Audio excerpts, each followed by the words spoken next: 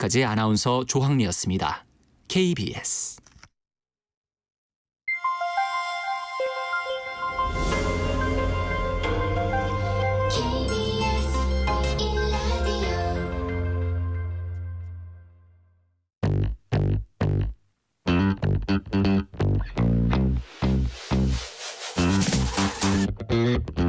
KBS 1라디오 뉴스레터 K. 안녕하세요. 뉴스레터 K 진행하는 KBS 전종철 기자입니다. 이재명 전 민주당 대표가 오늘 당대표 연임 도전을 공식화하면서 정치의 책무는 먹고 사는 문제 해결이라고 강조했습니다. 민주당 청년 원외 인사인 김지수 한반도 미래경제포럼 대표가 당권 도전을 선언하면서 민주당 대표 경선은 이재명 전 대표와 김두관 전 의원, 김지수 대표 3명이 경쟁하게 됐습니다. 김건희 여사 문자 논란 등을 놓고 국민의힘 당권 주자들 간 공방이 이어지는 가운데 진중권 광운대 특임 교수가 총선 직전 김건희 여사와의 통화 내용을 공개했습니다. 관련 내용 포함한 정치 현안들 일부 정치 토크 코너와 2부 민주당 이인영 의원 인터뷰에서 조목조목 짚어봅니다. 청취율 조사 기간입니다. 02로 시작되는 전화가 오면 뉴스레터 K라고 대답해 주시면 감사하겠습니다. 청취율 조사 기념 이벤트도 준비했습니다. 방송 중 사연 보내주시면 추첨을 통해서 치킨 교환권 보내드릴 테니까요. 여러분의 이야기도 많이 들려주세요. 문자샵 9730 짧은 문자 50원 긴 문자 100원 어플리케이션 콩으로 보내시면 무료입니다. 유튜브 KBS 1라디오 계정 채팅으로도 얘기 나누실 수 있습니다. 뉴스레터 K 지금부터 시작합니다.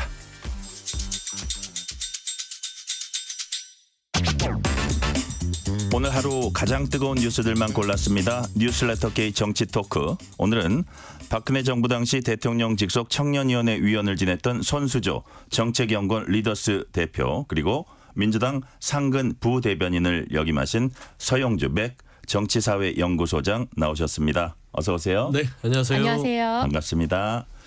자, 민주당 이재명 전 대표가 오늘 연임 도전을 선언했습니다. 지금까지 민주당 계열 정당에서 대표직 연임한 인사는 새정치 국민의 총재 지낸 김대중 전 대통령이 유일한 만큼 이번 이 전 대표 연임 도전 이례적이다 이렇게 평가를 받고 있는데요.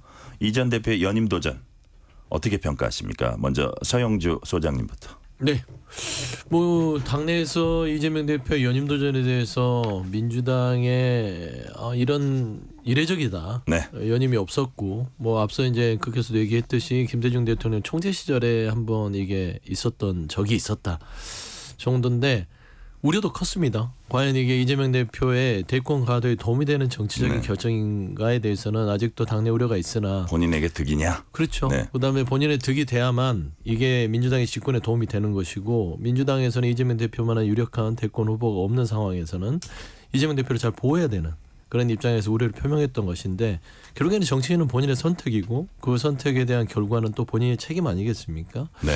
근데 저는 그렇습니다. 이제 정치 상황이라는 것들이 김대중 대통령 총재 시절과 그다음에 지금 2024년에 이재명 대표의 정치 상황은 다르다. 그러니까 언제나 이 예전에 1995년도의 정치 상황이 2024년과 같을 수는 없는 것이고 결국에는 새로운 뉴 노멀 이게 상황에 따른 어떤 정치의 기준을 가지고 가는다고 봤을 때는 네. 뭐 저는 용기 있는 도전이다. 그러니까 우려가 있음에도 선택을 했으니까 결국에는 용기 아니겠습니까? 그래서 저는 이재명 대표의 연임의 도전 자체가 그 본인이 어려운 상황 속에서도 결단한 만큼 좋은 성과로 나타나기를 뭐 바라는 바지요. 네. 손수조 대표님 어떻게 평가하세요? 아니, 소장이 너무 미화하셨어요. 용기다 이렇게 표현하시는 건 너무 미화됐다. 저는 이렇게 생각을 하고요. 사실 이재명 대표직 못 넣습니다. 어떻게 넣습니까? 이 지금 연임 도전은요, 저는 거의 예정된 수순이다. 뭐 이렇게 생각을 합니다. 예, 뭐 이례적이다. 굉장히 용기 있는 것이다. 득과시를 따졌을 텐데 뭐 대단한 결정이다. 이렇게까지 이제 평가하는 거는 어떻게 보면 이제 당내에 미화된 평가가 아닐까 저는 이렇게 생각을 하고요. 사실 지난 총선 과정에서 그 공천 중에 뭐 이런 얘기 나왔잖아요. 비명 행사, 뭐 친명 횡재 뭐 이런 얘기 나오면서 얼마나 많은 그 논란 속에서 본인 사람을 심었습니까? 예. 그리고 그 앞으로 다가올 또 많은 이 주제하에 있는 많은 사법 리스크들 또 이런 이제 돌덩이들이 있는 상황에서 당대표 못 놓아요. 무조건 연임하실 거라고 봤고요. 아니나 다를까 100% 이번에 연임 도전 하시는 모습을 보고 아 뭐 역시 예정대로 가는구나. 특히 지난 당대표 선거에서 거의 최고 득표를 하지 않았습니까? 77점 거의 7% 정도 나오면서 77.77이죠. 7.77 이렇게 나오면서 와, 최고 세븐, 득표율 세븐이네요. 하셨었죠. 예. 그런 당 대표의 리더십과 또 공천 과정에서 보여줬던 그 그림력 그 이유는 당연히 연임 도전이었어요. 저는 그렇게 보여지는데요. 그러니까 지금 미화라고 하시는데 미화라는 거는 어떻게 미화냐면 당연히 이재명 대표가 하셔야죠. 이재명 대표 빼고 누가 할 사람 있습니까? 이렇게 하는 게 미화고요. 제가 얘기했던 용기라는 것은 정치인이 정치의 득실을 따졌을 때 실이 많음에도 불구하고 본인이 이 결정을 했다는 것은 결국 용기라고 저는 이렇게 평가를 하는 것이에요. 네. 그러니까 그 우려 자체를 뚫고 결정하신 만큼 좋은 결과가 있기를 바란다는 그런 네. 뭐 어떤 우려 섞인 뭐라고 해야 되죠? 뭐라고 기대라고 해야죠. 기대. 예. 자, 관련 질문 여러 개 있으니까 그때 또 함께 얘기해 주시면 되고요. 자, 출마 메시지 관심이 모아졌었는데 절망의 오늘을 희망의 내일로 바꿀 수 있다면 모든 걸 내던지겠다. 단언컨대 먹고 사는 문제만큼 중요한 건 없다면서 먹사니즘이 유일한 이데올로기가 돼야 한다. 민생 문제에 집중하겠다는 뜻으로 이제 풀이가 되는데 요 부분의 출마의 변은 또 어떻게 서영주 소장께서 평가하십니까? 근데 이건 요야를 떠나서 모든 정치인들은 민생이 결국에 정치의 근본 아니겠습니까? 그래서 그 당연한 어떤 얘기들을 조금 더 내가 더 실행력 있게 할 수 있겠다. 그리고 말하자면 이 네이밍을 잘했잖아요. 먹사니즘. 네. 먹고 사는 문제가 어떤 이념적 문제보다 중요하다라는 그런 의미 같아요. 그래서 잘 던지셨는데 오늘 전당대회 출마 선언문을 쭉 살펴보면 예를 들어서 이제 대권 출마 선언문하고 거의 비슷합니다. 그러니까 이 당원의 당원권 강화 그리고 민주당의 변화 이런 네. 부분들이 당기긴 했으나 약간 출정식 같았다 보는 분들 그러니까 많아요. 대선 출마 선언에 준하는 어떤 내용들을 담았고요. 국가 비전을 갖고 있기 때문에 민주당이 그거를 2년 동안 주도하면서 향후 3년 뒤에 대선 집권에 대한 어떤 발판을 마련하는 계기로 삼겠다. 라는 것이기 때문에 저는 이재명 대표 수준에 맞는 출마 선언이었고 그리고 우리 정치권에게 새로운 화두를 던졌다. 네. 그래서 저 말하는 먹사니즘 이거는 여야가 같이 고민해야 될 문제라 생각합니다. 어쨌든 야당이 이거를 소극적으로 하지 않고 주도적으로 하겠다 이런 뜻으로 보이는데 손수조 대표 어떻게 평가하세요? 네, 뭐 최상병 특검이라든지 최근에 논란이 되고 있는 김건희 여사의 문자 뭐 노출 건이라든지 이런 전국에 대한 정쟁거리에 대해서 얘기 안 하신 거는 참 잘하신 것 같아요. 그리고 먹사니즘이라는 이 워딩도 참 잘 만드셨다. 가장 중요한 문제 맞습니다. 네, 여러 가지 메시지 보면서 정말 사실 지금 이제 이재명 대표가 워낙 1급 독보적인 그런 상황에 있기 때문에 대선 출정식을 방불케 한다라는 그런 표현이 맞아떨어지는 듯 보였고요. 제가 좀 집중했던 부분은 기본 사회라는 부분이었어요. 그러니까 이재명 대표께서 여러 가지 먹사니즘 말씀하시면서 이제 기본 사회로 가야 되는 때가 온다라고 말씀하셨는데 저희 입장에서는 사실 우려가 큽니다. 이 기본 사회라는 것이 최근에 말했던 이재명표 어떤 그 민생 지원금이라든지 25만 원 지원금과 같은 그런 패러다임을 이야기하시는 건데 사실 제 입장에서는 우려가 큽니다. 이런 현금 살포성 정책 같은 경우에는 저는 포퓰리즘이라고 진단을 하거든요. 특히 미래 세대에게는 굉장히 이것이 불안하고 또 굉장히 사회적으로 합의가 안 된 부분이기 때문에 이 야당의 대표 특히나 연임을 하고 있는 이재명 대표가 제시하는 이 패러다임이 굉장히 좀 불안하고 우려스럽게 들리긴 했습니다. 네. 다음 질문으로 넘어갈게요. 김지수 이제 청년 원외 인사입니다. 김지수 한반도 미래경제포럼 대표도 출사표를 던져서 당권 레이스가 3자 구도가 됐어요. 김두관 전 의원까지. 전당대회 흥행에 좀 도움이 될까요? 뭐 혼자 나오는 것보다 흥에 도움되지 않겠습니까? 예, 그러니까 그동안 이제 보수 쪽이나 여러 주변에서 이재명 대표를 비판하는 사람들은 일극처제다. 혼자서 다 해라. 뭐 추대가 과연 민주당의 모습이냐 했는데 김두관 전 의원도 출사표를 던졌고 젊은 층까지. 그다음에 젊은 층에 네. 그러니까 이 김지수 한반도 미래경제포럼 대표도 뭐 용기 있게 출사표를 던졌지 않습니까? 그러니까 이게 이 결과를 떠나서 당내에서 3명에서 가장 강력한 후보와 싸울 수 있다는 부분들, 그리고 결국에는 이게 승패를 떠나서 메시지가 남는다는 부분들에 있어서 뭐 민주당답게 싸울 수 있는 부분이 있고요. 그와 더불어서 이제 최고위원들이 많이 출마했어요. 13명 정도 출마했기 때문에 이 당대표의 선거도 중요하지만 지도부 구성이 어떻게 될 것인지에 대해서도 좀 지켜보는 관전 포인트가 있을 것이다. 예, 그렇게 좀 평가합니다. 이번 질문은 손수조 대표께 드릴게요. 어제 국민의힘 당대표 후보 첫 TV 토론회에서 이재명 전 대표가 2027년 민주당 대선 후보가 될 수 있는가라는 취지의 질문에 여당 당권 주자 4명이 모두 아니다라고 답을 했다고 해요. 그 이유로 이제 사법 리스크를 꼽았습니다. 어떻게 보십니까? 될 수 없다라기보다는 뭐 되어서는 안 된다라는 표현에 가깝다고 봐요. 사실 지금 모든 지지율이나 나오는 데이터들이 어차피 어대명이지 않습니까? 어차피 대선 후보 이재명 어대명인 상황인데 이를 두고 뭐 안 된다라고 얘기하는 건 사실 지금으로서는 어불성설이죠. 이제 이 국민의힘의 당권 후보들의 표현은 되어서는 안 된다라는 표현으로 들려요. 결국은 이제 켜켜이 쌓여 있는 어떤 사법 리스크라든지 이렇게 사법 리스크가 있는 사람이 대통령 후보를 할 수 있는가 과연 뭐 이런 차원에서 되어서는 안 된다 뭐 이렇게 표현하신 게 아닐까 싶어요. 이번 질문은 두 분한테 다 드리겠습니다. 김두관 후보는 벌써부터 이재명 전 대표 향해 날을 세웠습니다. 이번 총선에서 이재명 전 대표의 리더십으로 압승을 했다는데 동의하지 않는다. 뭐 정부 여당이 잘 못해서 야당이 이겼다는 취지의 얘기 같아요. 그리고 대선 출마하려는 대표의 사퇴 시한에 예외를 둔 당원 개정 두고도 전형적인 이재명 맞춤형 개정이다 이렇게 또 비판을 했고요. 그러면서 뭐라 그랬냐면 1인 독주 막지 못하면 민주당 위기 깊어질 거다.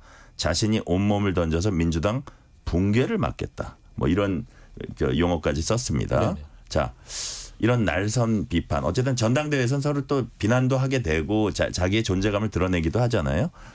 이런 것들이 민주당의 득일까요? 독일까요? 좀 득이 될 거라고 봅니다. 네. 그리고 김두관 전 의원이 그냥 그 무미건조하게 뭐 어떤 뭐 비전을 얘기하고 비슷하게 먹고 사는 문제에 대해서 먹산이 좀 비슷한 민생 얘기를 가지고 경쟁을 한다면 이재명 대표하고 체급은 솔직히 명확하게 드러나잖아요. 그렇기 때문에 저는 지금 현재 이재명 대표가 가장 조금 아쉽게 생각하는 부분들. 예를 들어서 이번 전당대회 부분들이 있어서 이 총선의 이 압승이 본인의 전유물이라고 한 적도 없긴 하지만 거기에 대해서 어느 정도 지적하고 들어가는 부분들 그렇기 때문에 압승했기 때문에 또 연임하려고 하는 거 아니냐라는 비판 부분들을 건드는 것 같고요. 이재명 대표도 당시에 총선 끝나고 그랬습니다. 우리 민주당이 잘해서 이긴 게 아니다. 그렇기 때문에 우리가 긴장해야 되고 조금 더 노력해야 된다라고 얘기를 했기 때문에 이 부분은 그냥 각을 세우는 어떤 메시지 같아요. 다만 이제 이 당원당규 개정 부분이 이재명 대표의 맞춤형 개정 아니냐 이 부분은 조금 뼈아플 수도 있어요. 물론 이제 중앙위에서 반대가 15.77%가 나왔고요. 그 정도가 존재한 상황에서 당원당규 개정이 통과됐기 때문에 당내에서도 그렇게 이 당원당규 개정에 대해서는 당연히 해야 된다라고 생각하는 뭐 만장일치는 아니다는 것이죠. 그런 측면에서는 아마 이 부분에 대해서 이재명 대표가 김두관 전 의원과의 어떤 다툼에서 상당 부분 많은 방어전을 할애해야 되지 않을까. 네. 그래 좀 판단이 됩니다. 손수조 대표 어떻게 보세요? 네, 혹자는 이재명 vs 김두관을 두고 약속 대련이다라고 하고 또 혹자는 그렇지 않다 진검승부하러 나선 것이다라고 표현을 하고 있는데요. 뭐 두고 볼 일이긴 한데 우리 소장님 말씀하셨던 것처럼 혼자 독주하는 전대보다는 그래도 다른 후보들이 옆에서 나와서 이러쿵저러쿵 저런 얘기들 많이 하시는 게 그래도 흥행에는 도움이 될 거라고 보고요. 역시 민주당 내에서도 도움이 될 거라고 보는데요. 지난 전대 때 앞서 말씀드린 듯이 이재명 대표가 77.77이 나왔고 박용진 후보가 당시 24.2인가 그 정도 나왔었잖아요. 근데 2등을 했다고 비주류의 핵심이 되느냐? 또 그렇진 않았단 말이에요. 네. 박용진 후보 지금 공천 때 컷오프 되시고 지금 야인되셨잖아요. 지금 안 보이시는데. 그러니까 결국 김두관 후보가 과연 몇 프로를 얻을 것인가에 대한 관전 포인트도 재밌는 것 같아요. 예를 들어서 뭐 이제 20% 정도가 나왔다 그러면 그래도 뭐 선전했네라고 하실 수도 있고 더 나와 30% 나왔다 이렇게 되면은 와 이거 장난 아니다라고 될 거고요. 그러니까 사실 김두관 후보에게도 그닥 나쁜 패는 아닌 것 같아요. 지금 꽃놀이패 지고 있으신 것 같고 민주당 내에서 좀 지적할 부분들은 지적하면서 조금 이게 발전되는 모습으로 간다면 가장 좋은 모습일 것 같고 그러니까 보기에 너무 일방적으로 이재명밖에 뉴스가 안 나온다. 나머지는 다 죽고 없다. 이렇게 되면 재미가 없을 것 같고요. 김지수 후보도 있잖아요. 우리가 네. 빼먹으면 안 되는 이 또 네. 청년 대표 미래세대 주자로 나왔는데 저는 굉장히 흥미롭게 봤어요. 제가 민주당에 그래도 나름 청년 크루들하고 많이 소통을 하는데 한 번도 부딪힌 적은 없어요. 겪은 적은 없지만 제가 이렇게 쭉 한번 물어보니까 오기 전에 그래도 소통이 좀 되는 분이다. 저보다 나이가 좀 한 살이 어리시더라고요. 네, 그래서 나이 되는 친구다. 얘기가 되는 친구다. 근데 이제 제가 오늘 출마 선언문을 보니까 네. 그래서 미래 세대의 아젠다에 대해서 어떻게 할 거냐. 이재명이 얘기했던 기본소득에 대해서 어떻게 얘기할 거며 국민연금에 대해서 어떻게 얘기할 거며 그 미래 세대들이 안고 있는 문제는 어떻게 할 것인가를 앞으로 좀 이슈를 좀 잘 가져갔으면 좋겠어요. 네. 자, 다음 주제로 넘어갑니다. 이번엔 국민의힘으로 가볼게요. 진중권 광운대 특임 교수가 SNS 통해서 문자 논란과 관련해 김건희 여사와 직접 통화한 내용을 공개했습니다. 진 교수는 총선 직후 본인에게 김 여사가 직접 전화를 걸어서 50여 분간 통화했다. 친윤계의 주장이 사실과 다르다. 이렇게 얘기했습니다. 손수자 대표님 그 관련 내용 조금 정리를 좀 해주세요. 네, 이 김건희 여사 문자 논란이 이제 촉발이 되면서 이제 진중권과 한동훈이 서로 이렇게 내통을 한다. 진중권은 이 문자 내용을 어떻게 알았느냐, 뭐 이런 얘기가 나오면서 진중권 교수가 문자를 본 게 아니고 사실 나는 직접 당사자에게 들었어. 전화 통화를 한 거야라고 네. 하면서 내용을 이제 오픈을 하셨어요. 여러 가지 핵심적인 이야기를 또 이렇게 간략하게 줄여서 또 올려주셨는데 결국 요는 사과를 하고 싶었지만 못했다. 주변에서 많이 말렸었다. 네. 예, 예. 그리고 좀 우리 진중권 교수랑 좀 많이 상의를 좀 했어야 됐다. 뭐 이런 유의 얘기를 하신 것 같아요. 제가 느끼기에는 한동훈 탓이 아니다. 이게 약간 깔려 있는 것 같은데.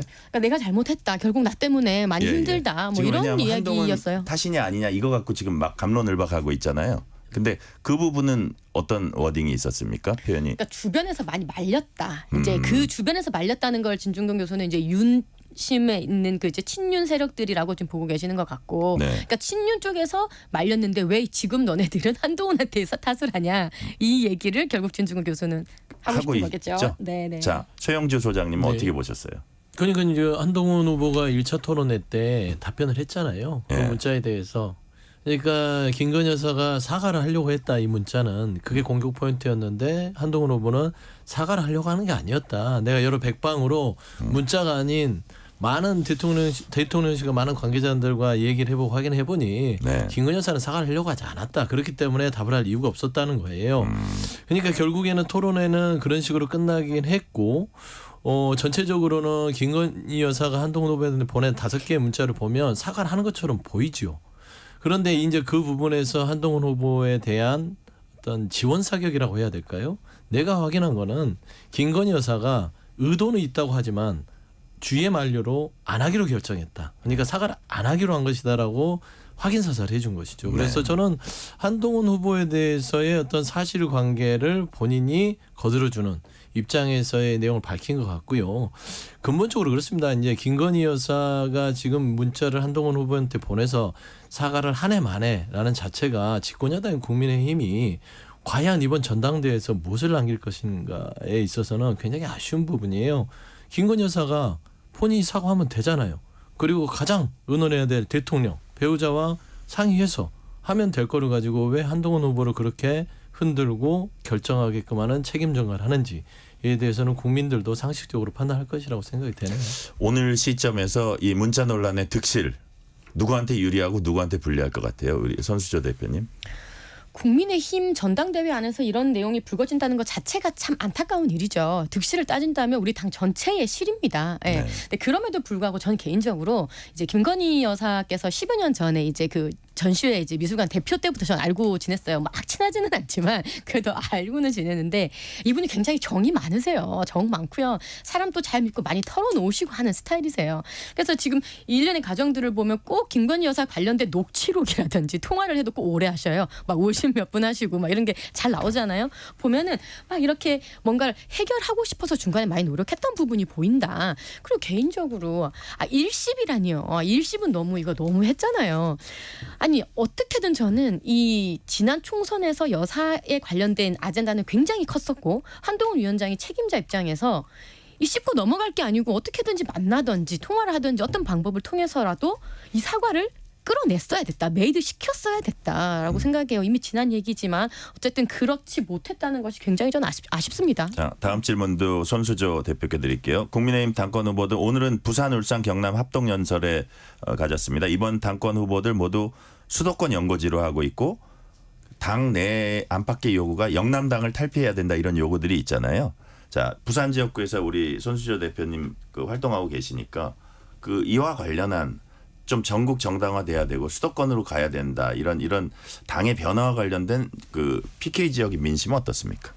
제가 총 3번의 선거를 치렀는데 2번의 선거를 PK에서 치르고 지금 수도권으로 옮겨왔어요. 지역구를. 네. 그래서 수도권의 민심, 싸늘한 민심도 저는 맛봤죠. 네. 근데 PK 민심이라고 해도요. 예전에 그 우리가 남이가 이 시대가 아니에요 지금. 예.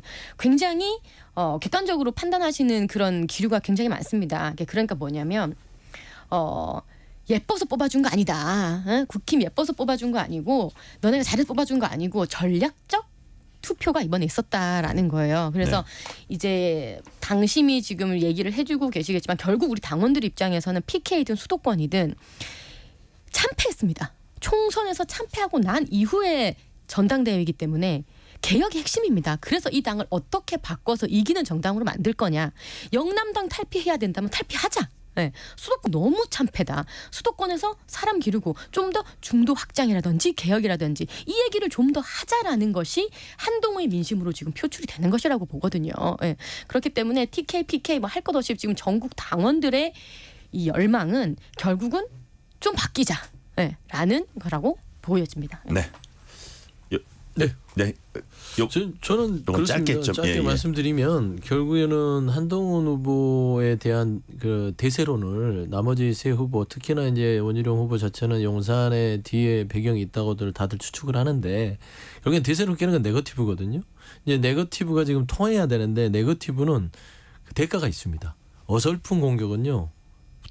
역풍이라는 대가를 치러야 되기 때문에 지금 결국에는 그 역풍의 이익을 한동훈 후보가 취하는 형국이 지금 이루어지고 있다. 좀 그렇게 판단이 됩니다. 네, 이번 질문 국회로 가봅니다. 민주당이 국회 법제사법위원회에서 윤석열 대통령 탄핵 국민청원 청문회를 열기로 한 것에 대해서 국민의힘 추경호 원내대표는 원천 무효를 주장했습니다.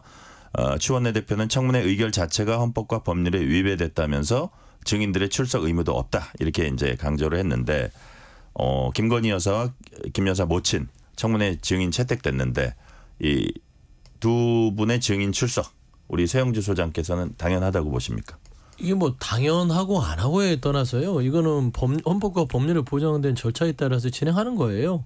그러니까 그걸 억울함을 토가로 하고 싶으면 출석하셔서 얘기를 하시면 돼요. 당신들이 나는 이런 부분에 대해서 국민 130만 명이 청원을 해서 김건희 여사의 양평고속도로 뭐 최은순 그러니까 김건희 여사의 어머니겠죠. 대통령의 장모가 되겠고요. 그런 분들이 지금 의혹들이 있으니 이거는 당신들이 주장하는 만큼 그런 게 없다라고 얘기하는 그런 따지고 보면 그런 게 민주주의의 국가 아니겠습니까? 특혜라는 거.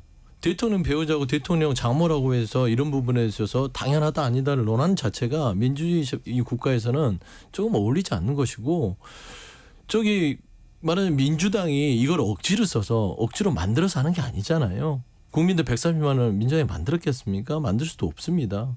국민들이 이 대통령에 대한 여러 가지 의혹들에 대해서 국회가 좀 해달라라고 하면 민주당이 130만의 이 국민의 목소리를 외면해요? 그러면은 국민의힘이나 윤석열 정부가 국민들한테 무능하다고 질타받는데 저희가 그걸 적당히 봐주면 저희도 같이 죽는 거예요. 당연히 법률과 헌법에 보장된 절차에 따라서 하는 것뿐이다. 네. 저는 그런 말씀드립니다. 추경호 원내대표는 이번 청문회 추진이 이재명 전 대표 방탄을 위한 국면 전환용이자 정쟁용이다 이렇게 하면서 이재명 전 대표를 향해 윤 대통령 탄핵하겠다는 건지 아닌지 OX로 답하라고까지 이제 질문을 했습니다. 손수조 대표님 이런 상황들 어떻게 보세요?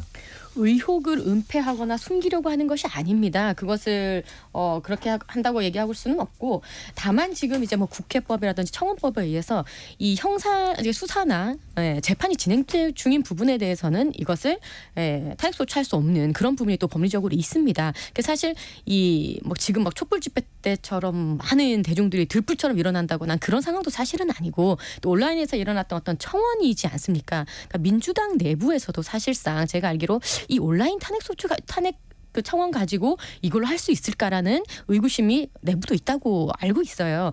그래서 사실은 문재인 정권 때도 대통령 탄핵 청원이 140만 명이 넘었었습니다. 하지만 법리적으로 맞지 않기 때문에 폐지되었었죠. 그래서 이 법리 절차라는 부분을 어떻게 해석하냐가 다르겠지만 제가 봤을 때는 지금 수사 중이고 재판 중인 사안에 대해서 이거를 요건으로 가지고 탄핵소추하기에는 저는 무리가 있다라고 보여집니다. 사실관계를 시청자들한테 알려드려야 되는데 국회법상이니까 이 국회의 입법청원은 이거를 상임위에서 받아서 타당성을 봐야 되고요.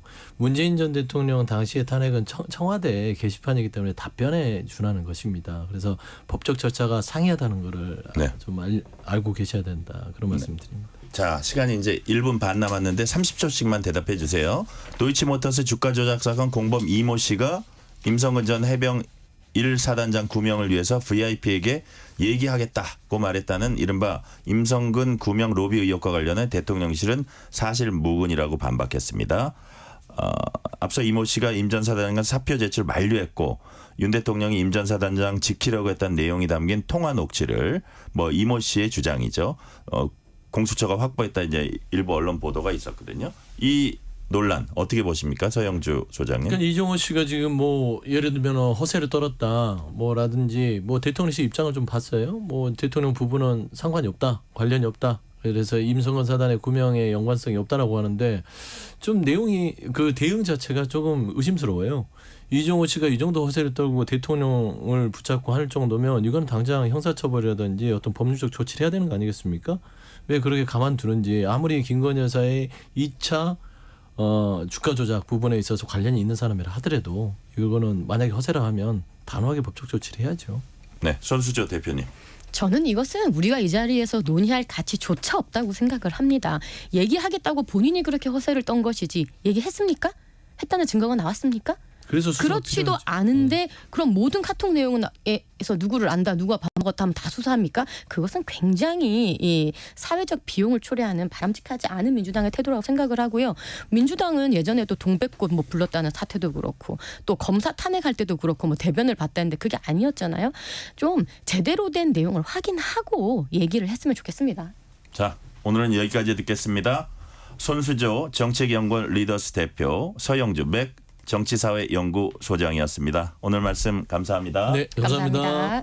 실시간 교통정보 알아보겠습니다. 교통정보센터 이현 리포터 나와주세요. 네, 고속도로 퇴근 정체 심하진 않습니다. 하지만 돌발 구간들이 있어서 살펴드리겠습니다.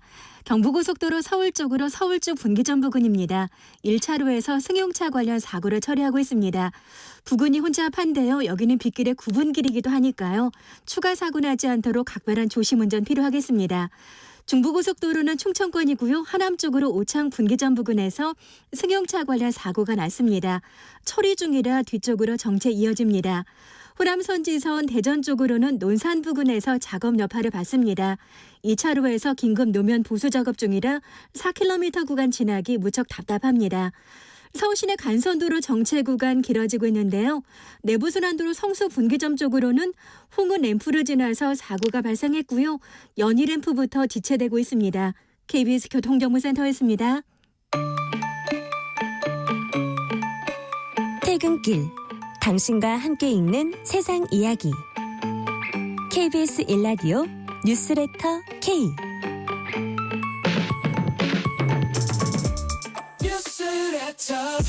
Yeah, we got the news. 바쁜 일상 속에 정보를 주는 우리 시간을 함께 보내는 거야. 뉴스레터. Yeah, we got the news. 세상 가장 뜨거운 세상을 바꾸는 기술 IT 뉴스의 모든 것 1타 IT. 오늘 주제는 어느덧 우리 곁으로 성큼 다가온 인공지능 AI에 관한 얘기입니다. 영화 같은 창작 영역에선 시간과 비용을 획기적으로 줄여주고 사회관계망에선 가상 캐릭터가 활발히 활동하고 있습니다. 무기 개발도 인공지능을 활용한 개발 경쟁에 불이 붙고 있습니다. 전혀 다른 세상이 펼쳐지면서 기대와 우려가 교차하고 있습니다. 인공지능 기술의 현재와 미래, 김덕진 IT 커뮤니케이션 연구소장과 함께 얘기 나눠보겠습니다. 김덕진 소장님 어서 오세요. 네, 안녕하세요. 반갑습니다. 김덕진입니다. 인공지능 활약이 가장 두드러진 것처럼 보이는 분야가 네. 영화 창작 분야입니다. 당연히 이제 대중들이 많이 접하기 때문인 것으로 보이긴 합니다. 실제 최근 부천에서 열린 국제영화제에서 AI가 만든 영화가 개봉이 되기도 했고요. 네. 닷새 만에 영화를 그야말로 뚝딱 만들었다고 하는데 이게 가능한 얘기입니까? 네. 일단은 좀 이 부천에서 열린 국제영화제 좀 이야기를 하면 이게 네. 의미가 있는 게 우리나라에서 열리는 국제영화제 중에 최초로 AI 분야가 생겼어요. 네. 그래서 AI로 만든 영화를 갖고 심사하거나 여러 가지를 하거든요. 그럼 이제 그러고 이제 또 뉴스가 나온 게 최근에 우리나라에 있는 한 영화 감독이 저 아랍 두바이에서 열린 이제 제1회 인공지능 영화제에서 대상을 받기도 했거든요. 네. 그런데 이제 이게 말씀하신 것처럼 뭐 닷새 만에 만들었고 제작비도 뭐 전기요금이랑 인건비밖에 안 들었다. 뭐 이런 얘기가 나오면서 이슈가 된 거예요. 이제 이러니까 이제 많은 분들이 그럼 지금 영화 바로 대체되는 거 아니야? 이렇게 하실 수 있는데 결론부터 말씀드리면 아직은 그렇진 않습니다. 왜냐? 실은 제가 이 이슈가 이제 뉴스가 되기 전에 저랑 또 이런 크리에이티브 작업을 하는 사람이 되게 많거든요. 근데 저희끼리 한 30명 정도한테 모집을 받아가지고 한 영화관을 빌려서 3주 전에 인공지능 영화제를 했어요. 네. 근데 그때도 그러면 일반인 분들이 영화를 다 이런 AI로 만든 거예요. 근데 만든 결과를 좀 말씀드리면 5분짜리 넘기기 쉽지 않습니다. 이게 왜 그러느냐? 일단은 지금 생성형 AI로 만들면요. 만드는 게 글자를 넣으면 영상이 그렇다게 나오기는 해요. 그래서 되게 신기하거든요. 네. 근데 그 나오는 영상이 한 번에 한 10초에서 15초 분량입니다. 그리고 이제 향후에 나온다는 소라도 한 1분 정도 분량이에요. 그럼 제가 어떤 내용을 썼어요. 내용을 쓰면 15초짜리 영상이 나옵니다.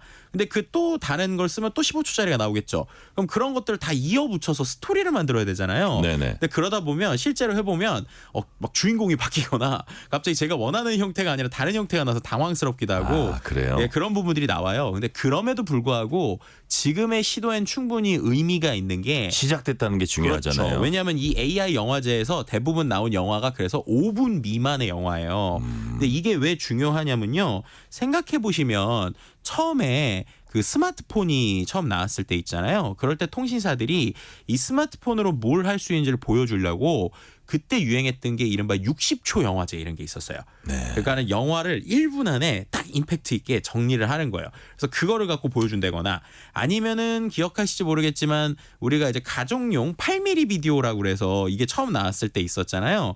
그때는 영화는 영화 찍는 카메라가 별도로 있는데 일부러 그게 연출을 위해서 이 8mm 비디오로만 공포 영화를 찍은 것도 아주 인기를 끌었을 때가 있었습니다. 그래서 결론적으로 이게 기존의 영화를 대체한다라기보다는 또 새로운 관점의 영화가 나오고 있고 그런 관점에서는 AI로 충분히 스토리를 전달할 수 있는 수준으로는 됐다라고는 말씀드릴 수 있는 것이죠. 네. 보통 영화 산업을 노동 집약적이라고 이제 얘기들을 많이 합니다. 그런데 인공지능이 이걸 대신한다는 얘기가 나오면서 처음엔 제작자들이 상당히 이제 거부감을 보였다고 해요. 근데 네. 뭐 이렇게 뭐 초보적이긴 하지만 이렇게 AI를 활용한 창작물이 나오기 시작했다는 건 뭐 생각이 좀 바뀌었다고도 봐야 될 것 같은데 생각이 바뀐 이유는 아무래도 비용인가요? 네, 아무래도 압도적으로 비용이 싸기 때문이라고 말씀드릴 수 그렇죠. 있을 것 같아요. 그런데 이제 약간 다른 개념인 거는요. 말씀하셨던 그런 반대하는 사람들하고 이걸 활용하려는 사람이 주체가 좀 다릅니다. 아, 그래요? 네, 왜냐하면은 이 AI를 못 쓰게 이제 반대했던 사람들은 어떤 사람들이었냐면 일단 작가분들, 그러니까 스토리 라인을 만들어야 되는데 생성형 AI가 글을 되게 그럴듯하게 쓰니까 우리가 만약에 회사에서 쓰는 보고서라면 틀리면 문제가 되잖아요. 근데 이 창작 영역에서는 오히려 조금 이상한 게 또 재밌을 수도 있잖아요. 예. 근데 그러다 보니까는 이제 어떻게 보면은 이제 그 작가분들이 상당히 반대를 했고요. 두 번째는 배우분들이 상당히 반대를 한 거예요. 당연히 그러겠죠. 뭔가 영상을 만들었는데 거기에 엄청나게 예를 들면은 뭐 엑스트라 씬이 있다. 군중 막 1000명이 가야 된다. 예. 이런 장면이라고 생각을 해보세요. 그러면 그 장면을 만들기 위해서 엑스트라 1000명은 실제 고용이 돼서 일을 하지만 영화를 만드는 사람 입장에서는 비용이 엄청나게 많이 들 거잖아요. 그래서 그런 분들은 반대를 했는데 지금 이거를 다시 기술을 가져오고 영화제에 나오는 사람들은 그래서 아이러니하게 감독분들 아니면 실제로 연출하셔야 되는 분들 이런 분들은 오히려 이게 가능하다고 보는 거예요. 그래서 아까 말씀드렸던 것처럼 실제로 보조 출연자가 많은 분야를 이 AI로 어떻게 만들 것인가에 대한 연구를 계속하고 있습니다. 이제 AI를 활용하는 거는 다양한 형태가 있어요. 뭐 예를 들면 우리가 일종의 CG라고 그러잖아요. 컴퓨터 그래픽. 네. 컴퓨터 그래픽으로 만든 장면의 일부를 AI로 고치기도 하고 아까처럼 글자를 써가지고 AI AI 영상을 만들기도 하는데 그러면 생각을 해보시면 만약에 아까 엑스트라 장면 말씀드렸잖아요. 네네. 엑스트라 장면이 영화 전체에서 해봤자 뭐 10초 나온다. 근데 그 10초 나오는 거를 아까처럼 몇백 명이 나온다. 그럼 그 돈이 클 거잖아요. 근데 그 10초 정도의 분량을 지금 만들 수 있다라는 거예요. 그럼 그 정도 부분씩 계속 테스트를 해보는 겁니다. 그럼 실제 영화를 만들 때 이 부분만 줄여도 이제 어떻게 보면 오, 관점 비용이 입장에서는 엄청나게 차이 비용량이 나겠죠. 엄청나게 세이브 될 거잖아요. 예, 예. 그래서 우리가 잘 모르는 사실이 있는데 실제로 영화나 드라마나 이런 부분에서 이런 AI가 부분 지금 쓰이고 있고요.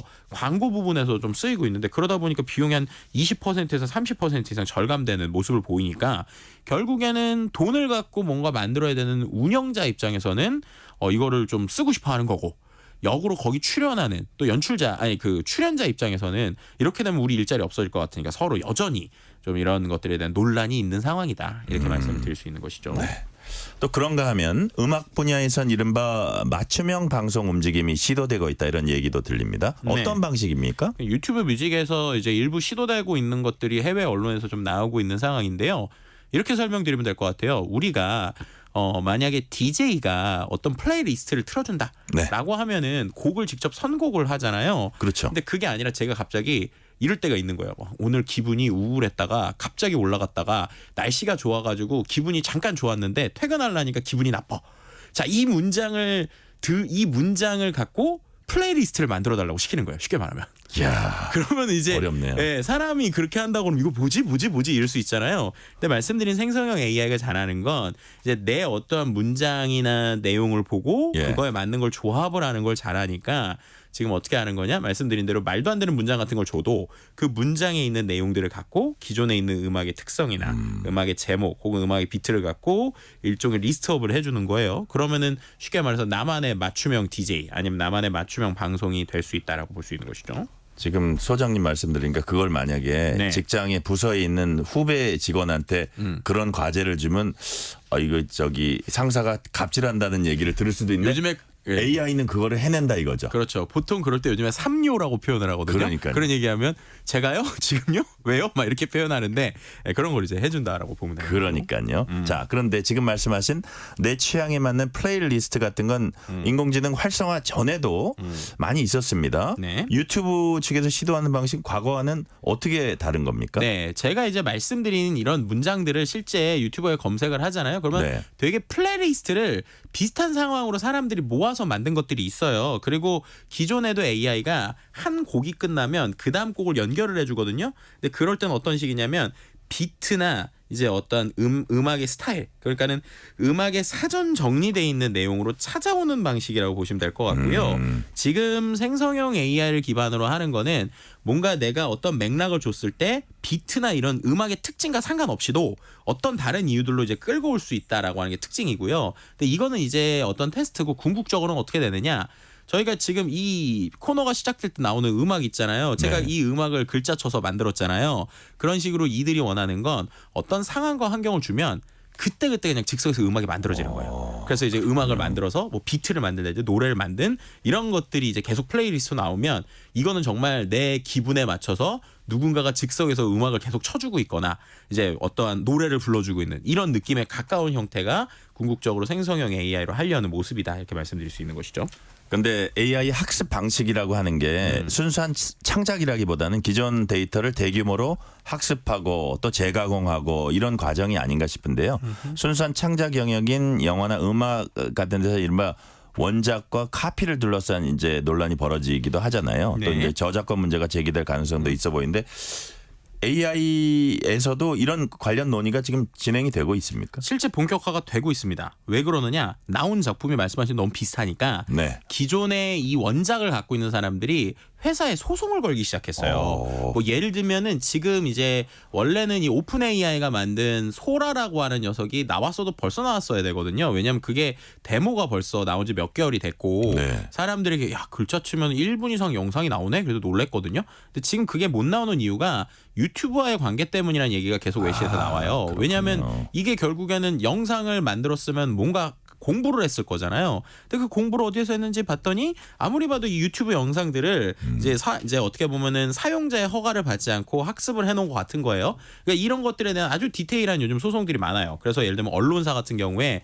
뉴욕타임스는 아예 오픈 AI한테 야 우리가 기사의 내용을 써보라고 했더니 이거는 아무리 봐도 우리 단독 기사 같은 느낌인데 네. 이런 게 나오니까 이거 우리한테 정보 돈 내야 되는 거 아니야? 이런 소송들이 계속 이어지고 있거든요. 그러다 보니까 자연스럽게 특히나 미국을 중심으로 해서 이러한 그 어떻게 보면은 법적인 저작권 문제에 대한 이슈가 좀 나오고 있습니다.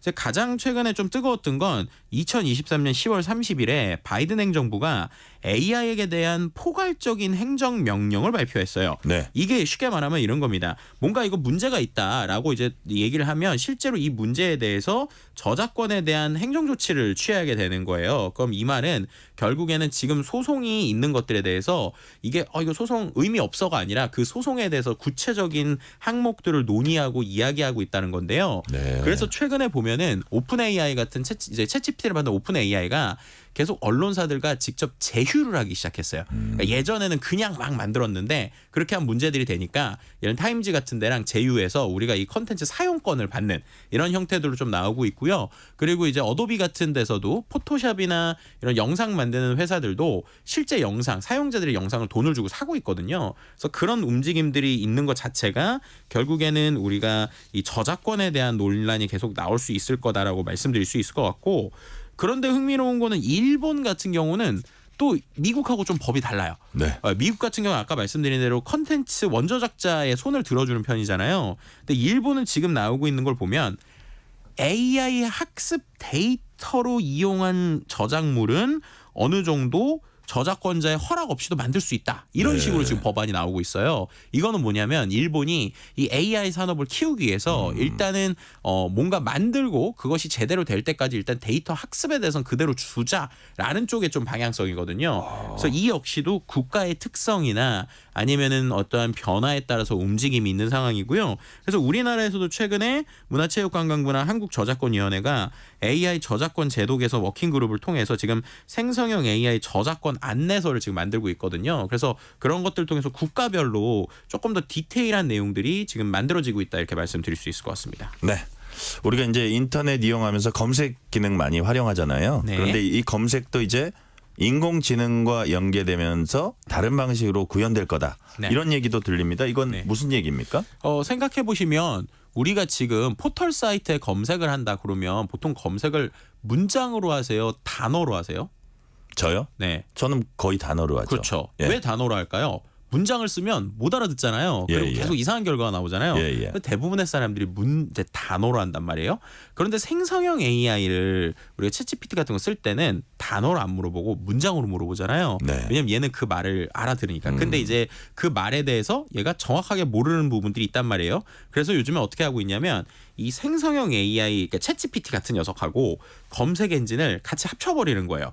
그럼 그렇게 되면 어떻게 되느냐? 제가 검색 엔진한테 그냥 뭐 주식 이런 게 아니라 뭐 올해 투자할 만한 주식 종목 좀 추천해 줄래? 뭐 이런 식으로 얘기를 하면 이 검색 엔진이 그 문장을 이해하고 네. 거기에 맞는 검색 결과를 갖다 주는 거예요. 오. 그렇게 되니까 아무래도 우리가 대화형으로 검색을 할 수 있다는 게 장점이고 그럼 대화들을 계속 이어갈 수 있으니까 내 정보들을 계속 얻어낼 수 있는 특징이라고 보시면 될 것 같고요. 네. 그래서 우리나라 뭐 네이버도 마찬가지고 구글도 마찬가지고 이런 포털 사이트들이 이런 생성형 검색을 붙이고 있는 상황이고 그 외에 아예 별도로 퍼플렉시티 같은 이런 도구들은 별도의 이제 우리가 구글을 대체하겠다 이러면서 이제 별도 서비스로 이런 생성형 AI 기반의 검색이 나오고 있다 이렇게 말씀드릴 수 있습니다.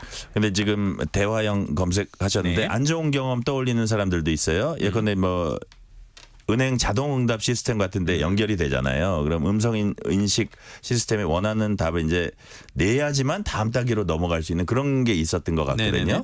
그러니까 내 말을 못 알아듣는 기계가 계속 씨름하는 그런 경험이 아니었나 싶은데 인공지능이 도와주는 검색은 이런 것들을 좀 해소할 수 있나요? 네, 그러니까는 이거를 말씀하신 것 같아요. 요즘에는 은행 챗봇 같은 거 쓰다 보면 예.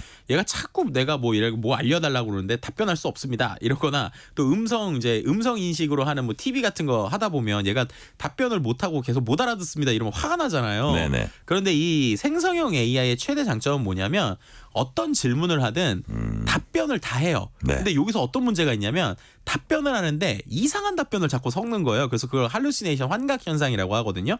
근데 여기에 검색 엔진이 붙는다는 건 어떤 의미냐면 예를 들면 일반 챗GPT 같은 녀석을 비유를 하면 얘는 중간고사를 보러 들어가는 학생이에요. 네. 중간고사에서 교수님이 야 내가 3페이지 이번에 문제 하나 낼 건데 최소 3페이지 이상 적어야 돼? 이러면은 이제 이 학생이 벼락치기라고 들어가겠죠.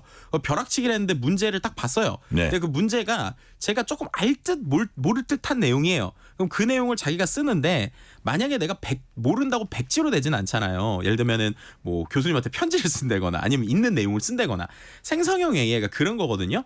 그런데 교수님이 하도 이 친구가 못 쓰니까 답답하신지 야 지금부터 우리가 오픈북 찬스를 줄게. 그래가지고 교수님이 갑자기 교재 보고 쓸 수 있게 시간을 준 거예요. 예. 그러면은 이제 이 사람이 어떻게 돼요? 그 교재를 보고 빨리빨리 본 다음에 쓰잖아요. 근데 쓰더라도 이거는 정답을 그대로 베끼는 게 아니라 자기 스타일로 쓰겠죠. 지금 말씀드린 이 대화형 검색이라는 게 이런 겁니다. 그러니까 얘가 글을 맘대로 썼거든요. 근데 얘한테 검색 엔진을 붙이니까 이 AI가 검색을 한번 하고 와서 그 내용을 보고 정리를 해주는 거예요. 그렇게 되니까 장점이 뭐냐? 얘가 이야기를 하는데 그게 어떤 내용을 보고하는지 출처를 확인할 수 있으니까 사람들이 이게 맞는 거다 틀리는 거다를 비교할 수 있다라고 하는 좀 장점을 갖고 있는 거죠. 자, 저희 청취자 문자 좀 보고 갈게요. 0358님이 집안일 해주는 AI는 안 나오나요? 집안일이 힘드셨나 봐요. 네. 반찬이랑 청소랑 빨래랑 전부 다 해주는 점점점. 네. 이거에 대해서 좀 얘기 드릴 게 네. AI는 어떻게 보면 소프트웨어 프로그램인데 로봇에 이 AI를 붙이는 시도들도 요즘 실제로 있어요. 아, 예. 그래서 실제 그 챗GPT가 말을 되게 잘 알아듣잖아요. 그래가지고 상체뿐이긴 하지만 로봇, 실제 휴머노이드 로봇한테 말씀하신 걸 시도하는 걸 요즘 테스트를 합니다. 예를 들면 너 네 앞에 있는 거 그릇 치우면서 이거 대답 좀 해봐 이렇게 하면 실제로 청소를 하면서 대답을 해요. 아, 그래요? 네, 근데 아직까지는 이게 완벽하게 상용화가 되지는 않았지만 말씀하신 집안일을 해주면서 뭔가 대화하는 것들도 가격에 문제가 있지만 어쨌든 나오는 건 몇 년 안에 나올 수 있다 이렇게 말씀드릴 수도 있을 것 같습니다. 자, 8428님이 AI는 지식 습득이 능력이 방대하다 뿐이지 창의력은 글쎄다 싶어요. 네, 맞습니다. 일리 있는 말씀이죠? 네, 충분히 가능하죠. 왜냐하면 얘가 대답하는 방식이 결국에는 우리가 지금 얘기한 것처럼 수많은 데이터의 조합이기 때문이에요. 근데 그 조합의 문장을 보고 이게 되게 기발하다, 아니다라고 하는 평가는 결국 사람이 하는 거거든요. 예, 예. 그러니까 사람이 봤을 때 이게 창의적이다 하면 그걸 응용해서 쓰니까 말씀하신 대로 얘는 좀 조합해주는 도구의 관점으로 좀 보시는 게 좋겠다 이렇게 말씀드릴 수 있을 것 같습니다. 자, AI 활용이 약간 좀 우려되는 부분 중에 하나가 인공지능이 전쟁터에서 본격적으로 활용되기 시작했다는 겁니다. 특히 네. 이제 공격형 AI 무인기 드론 활용한 기술이 실제로 뭐 우크라이나 전쟁 같은 데서 활용이 되고 있죠. 그러니까 이 우크라이나 전쟁이 어쩌다 보니까 이런 전쟁 AI 무기의 좀 연구장이 돼버린 것 같아요. 예. 어떻게 보면 시험장. 네, 영화에서 보던 자율 비행 드론 이런 것들이 지금 만들어지고 있고요. 실제 러시아에서도 AI 무기를 가지고 지금 전쟁을 할 수 있는 상황들을 만들 수 있는 것이죠. 네. 아까도 우리가 비용 얘기했었는데 네. 이게 전쟁 비용이랄까 뭐 대규모 뭐 병력이 들고 대규모 네. 뭐 포탄 미사일 이런 게 돈이 많이 드는데 이런 것들을 좀 해소해 줬다고도 볼 수 있나요? 그렇죠. 왜냐하면은 중국에서 나오는 드론들 이 드론 한 대 가격이 그렇게 비싸지가 않거든요. 막 네. 수천만 원까지 안 해요. 수백만 원 수준에서 있는데 여기에다가 이제 AI의 프로그래밍을 넣으면 쉽게 말해서 사람 따라다니면서 공격하는 거라든지 네. 아니면은 뭐 탱크를 딱 특정 노려가지고 그 부분을 공격한다든지 탄약을 싣고 참으로 가는 것들이들 이런 것들이 이제 가능한 상황이 되고요. 그래서 지금 보면은 어느 수준으로 실제 지금 전쟁에서 어떤 일이 일어나고 있냐면 우크라이나군이 드론으로 전장을 정찰하면서 가고 있었는데 네. 갑자기 지면에서 작은 물체가 이동하는 것을 발견했다고 해요. 근데 그게 뭔가 봤더니 탄약을 싣고 러시아군 참으로 가는 로봇이었다고 합니다. 그래서 그 로봇 정체를 식별한 우크라이나군이 드론으로 실제 이 로봇을 파괴하는 그러니까 정말 사람 하나 없이 로봇과 드론이 싸우는 영화에서나 볼 듯한 이야기들이 지금 일어나고 있는 그러니까요. 것이고요. 예. 그런 것들이 뭐 수십억, 수백억, 수천억의 얘기가 아니라 수백만 원, 수천만 원 안에서 가능하니까 사람을 대체할 수준의 어느 정도의 능력들도 나오고 있다 이렇게 말씀드릴 수 있는 것이죠. 네. 일각에서 이제 프로그램만 정교하게 짜면 인공지능 활용한 무기가 민간인을 상대로 한 5인 사격 같은 거 지금 많잖아요. 네. 그 중동전 같은 데서. 그런 5인 사격이나 학교 같은 민간 시설물 오폭 크게 줄일 수 있다 이런 기대도 나오는데 반면에 또 AI를 활용해서 무기 개발을 이렇게 막 우후죽순하다 보면 네. 결국 전쟁 피해자가 총량적으로는 더 많아질 수 있다. 이런 우려도 나올 수 있는데 소장님 어떻게 전망하세요? 결국 사람에 달려 있다 이렇게 네. 말씀드릴 수 있을 것 같아요. 왜냐하면 예전에 그 1차 대전 전에요. 그 기관총하고 산탄총을 악마의 무기라고 아무도 안 꺼냈거든요. 네. 근데 1차 대전이 일어나니까 서슴없이 이 무기들을 도입을 했어요. 그래서 결국에는 그것 때문에 많은 사람들이 더 죽었죠. 그럼 결국 이 생성형 AI 기술이라는 것도 이 기술 자체는 이 기술의 원천 소스는요 거의 누구나 쓸 수 있게 오픈 소스화 돼 있어요. 근데 이거를 가지고 살상 무기로 만드는 건 결국에는 이 만드는 프로그래머나 그 의도가 되게 무서운 거거든요. 네. 그래서 결국에는 이 역시도 어떻게 쓰일지는 마치 핵무기처럼 인간의 의도에 달려 있다. 그래서 이런 것들에 대한 좀 규제나 규범이 마치 우리가 핵을 네. 모든 전 세계의 규범을 갖고 유지하고 운영하듯이 이런 것들에도 반드시 필요하다라고도 말씀드릴 수 있을 것 같습니다. 그러니까 이게 우리가 좀 더 나은 미래랄까요? AI를 잘 활용한 그렇다면 거기에 대한 부작용도 많이 불식시켜야 된다 그런 말씀이시죠? 네, 맞습니다. 그래서 더 알고 우리가 더 논의를 해야 되는 부분이 분명히 있는 것 같습니다. 그러니까요. 그 이제 우려되는 부분은 보완을 해야 더 우리가 확실하게 활용을 할 수 있겠습니다. 오늘은 여기까지 듣겠습니다. 지금까지 김덕진 IT 커뮤니케이션 연구소장이었습니다. 소장님 감사합니다. 네, 감사합니다. 뉴스레터 K 1부 순서 마치고 2부가 이어집니다.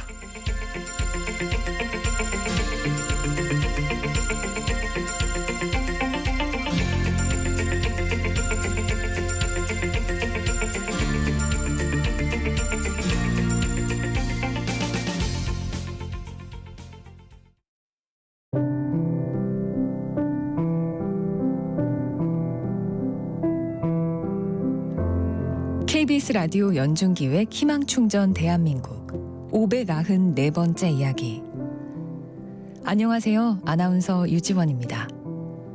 경계성 지능장애가 있는 15살 선아의 마음속엔 아픈 기억들이 많이 남아 있습니다. 어릴 적 새아빠에게 성폭행을 당한 후 말과 행동이 급격하게 위축된 선아. 그 후 또다시 사이버 성폭력과 학교 폭력의 피해를 당하며 선아는 세상을 향한 마음의 문을 닫아버렸습니다. 엄마의 신고로 새아빠는 구속됐지만 선아의 일상은 아직도 불안정하기만 한데요. 그때의 트라우마로 인해 사람들을 마주하는 게 두려워진 선아. 어려운 형편에 제대로 된 병원 치료나 심리 상담도 받을 수가 없었습니다. 그나마 엄마가 해줄 수 있는 건 선아가 좋아하는 네일아트 재료를 사다 주는 것뿐. 오늘도 엄마는 가여운 선아를 보며 죄책감과 미안함에 눈물만 흘립니다. 선아가 상처를 치유하고 하루하루 희망의 색을 채워나갈 수 있도록 여러분이 두 손을 꼭 잡아주세요. 여러분의 따뜻한 손길이 희망의 빛이 됩니다. ARS 060-700-1580 060-700-1580 한 통화 3,000원으로 희망을 선물해 주세요. KBS 라디오 연중기획 희망충전 대한민국은 초록우산 어린이재단, 인탑스 주식회사, 그리고 청취자 여러분과 함께합니다. ARS 060-700-1580 한 통화 3,000원입니다.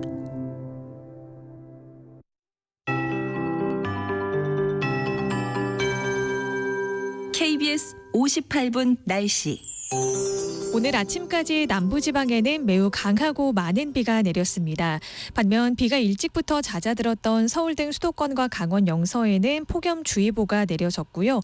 오늘 서울의 낮 최고 기온 31.1도까지 오르며 후텁지근한 날이 이어졌습니다. 낮 동안 기온이 오르며 대기가 불안정해져 서울을 포함한 수도권과 강원 내륙과 산지, 영남 지역에는 시간당 10에서 20mm의 강한 비가 산발적으로 내리는 곳이 있습니다. 또 호남 충남과 충청 내륙, 제주도에는 약하게 비가 내리는 곳이 있는데요. 제주도는 오늘 늦은 오후까지 시간당 30mm 안팎, 전국 내륙에는 밤까지 시간당 20mm 안팎의 비가 강하게 내리는 곳이 있겠습니다. 특히 강원 남부와 경북을 중심으로 쌀락 우박이 떨어지는 곳도 있겠습니다. 안전사고에 유의하시기 바랍니다. 오늘까지 대구와 경북, 제주도에 최고 60mm, 수도권 등 그 밖의 지역은 5에서 40mm의 비가 더 내리겠습니다. 내일과 모레는 오후부터 밤 사이 내륙 곳곳에 소나기가 지나는 곳이 있겠습니다. 소나기만 아니라면 중부지방은 가끔 구름만 지나겠고요. 남부와 제주도는 대체로 흐리겠습니다.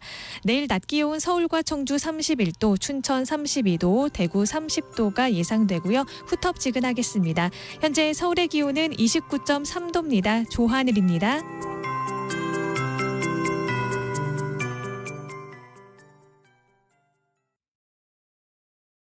정성을 다하는 국민의 방송 KBS가 6시를 알려드립니다.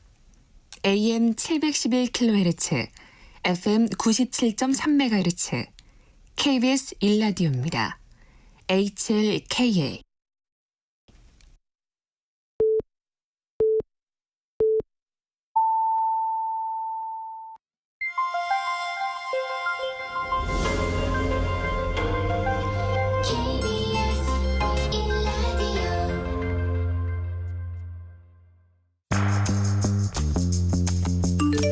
여러분은 지금 퇴근길 시사편지 한 장, KBS 1라디오 뉴스레터 K를 듣고 계십니다.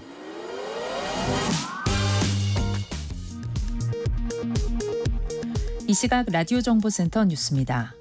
지난밤 충청과 경북 지역을 중심으로 기록적인 폭우가 쏟아지면서 5명이 숨지고 1명이 실종됐습니다.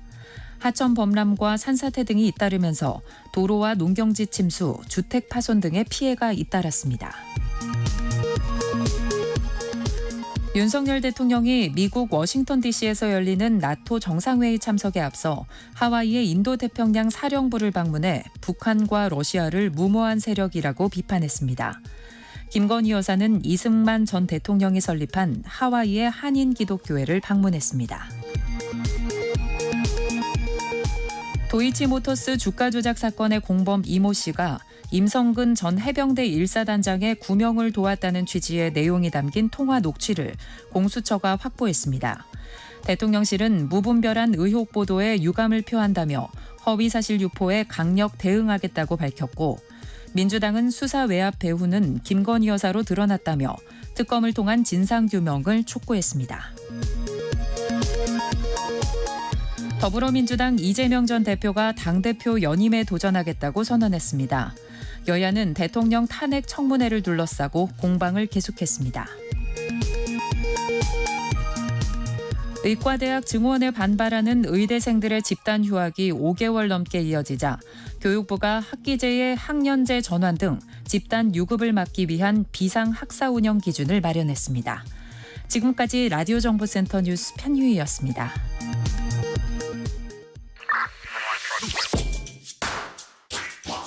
뉴스의 진수를 보여주는 인터뷰, 뉴진수. 청취율 조사 기간입니다. 02로 시작되는 전화가 오면은 뉴스레터 K라고 대답해 주시면 감사하겠습니다.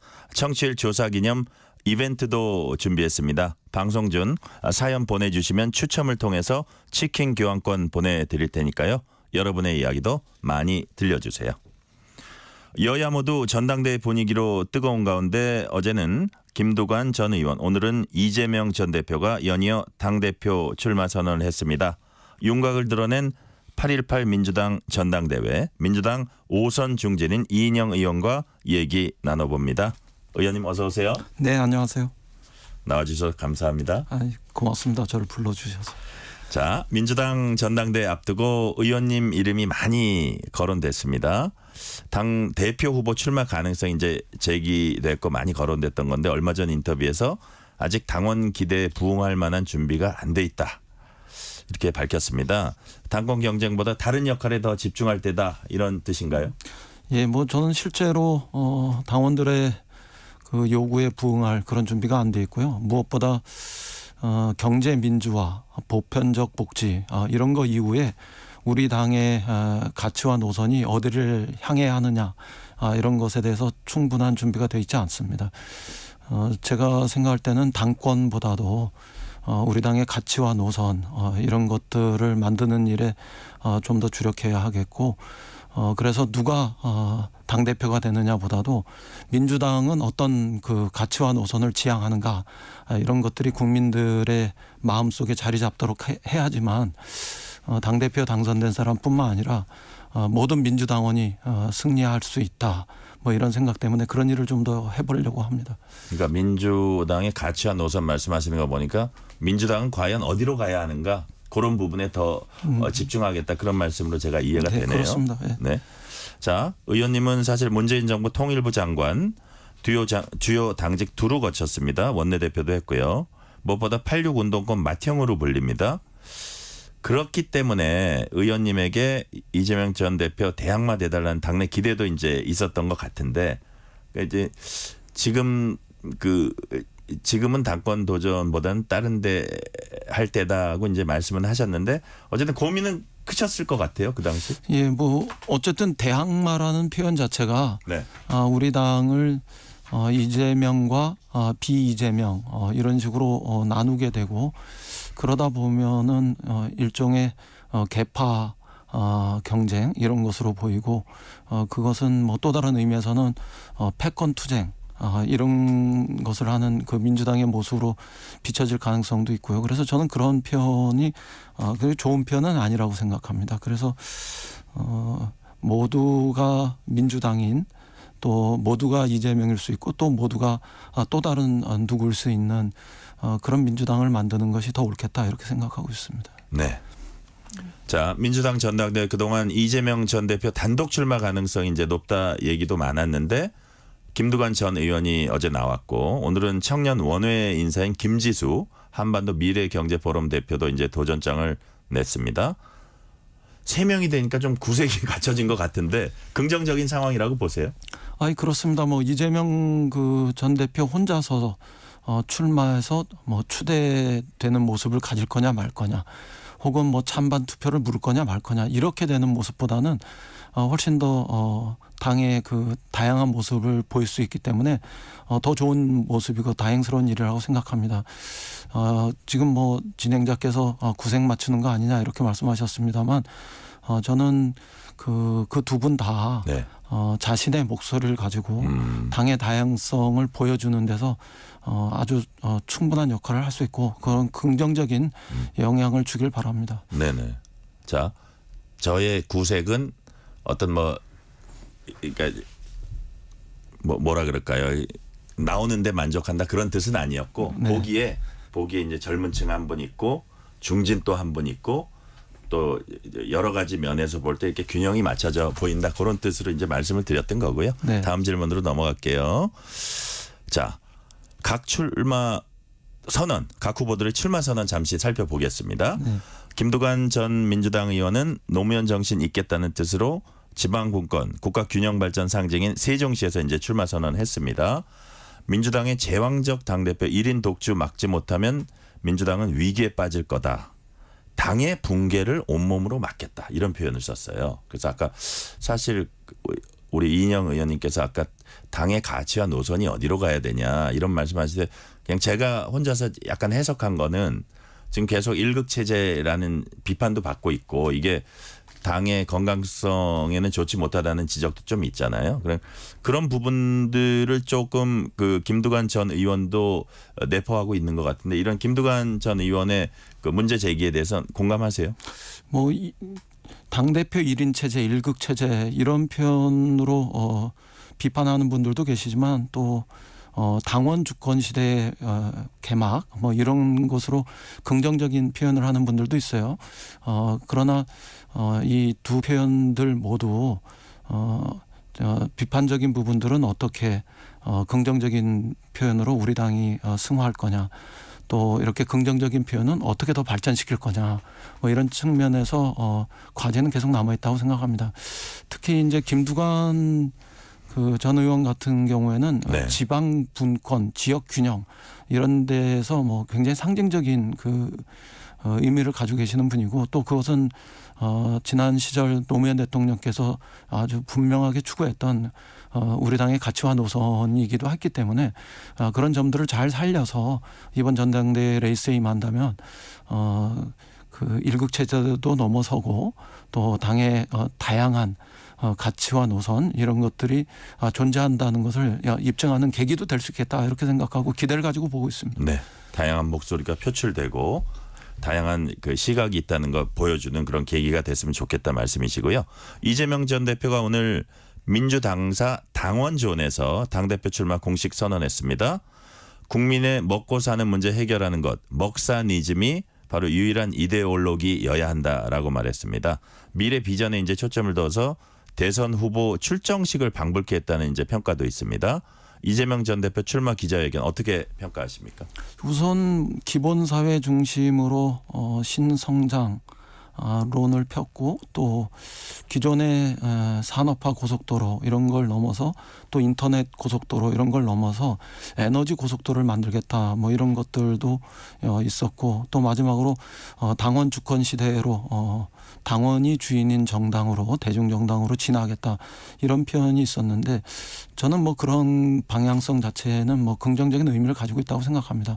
다만 이제 그럼에도 불구하고 예를 들어서 평화주도 성장 혹은 평화경제론 이런 것들을 더 강하게 하는 거 이런 것들도 좀 기대하고 싶고 또 나아가서 당원주인 정당을 넘어서 어떻게 다시 국민 정당이 될 것이냐 국민 속의 정당이 될 것이냐 이런 점들도 더 앞으로 나아가는 이런 계획들이 있었으면 좋겠습니다. 그리고 당장은 우리 국민들에게 이 일종의 인구 위기론 또 기후변화론, 또 디지털 격차론 이런 것과 관련해서 미래 사회에는 반드시 해결하고 나갈 3대 과제이기도 하기 때문에 네. 이런 부분들은 어떻게 해결할 것인가 이런 것들은 그 이념을 떠나서 모든 그 정치의 공동의 과제로서 제시할 이런 필요성도 있겠다 이런 생각을 하고 좀 보태고 싶습니다. 그런 얘기들. 네네. 자, 방금 말씀하신 것 중에 당원 중심 정당 이제 말씀하셨는데요. 당원이 당의 진정한 주인으로서 당 활동에서 소외되지 않고요.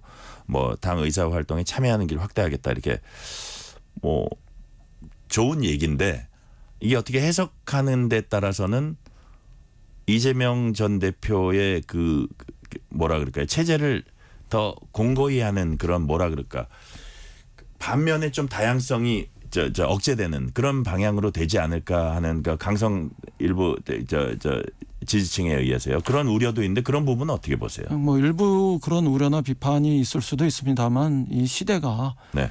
실제로 역대 어떤 정당과도 다르게 권리당원이라든가 이런 당원의 숫자들이 거의 250만 가까이 이렇게 증가돼 있는 현실에서 어떻게 그 당원들의 의사를 당의 운영 과정에 또 결정 과정에 반영할 거냐 이런 것들은 실제로 중요한 문제이고 네. 또 이전과 달리 SNS의 발달 과정 속에서 직접 민주주의의 가능성 이런 것들도 보여지고 있지 않습니까? 그러니까 기존의 대의 민주주의 간접 민주주의 이런 거 못지않게 어떻게 직접 민주주의를 우리 정치 속에서 받아서 시스템화할 거냐 이런 것들도 매우 중요합니다.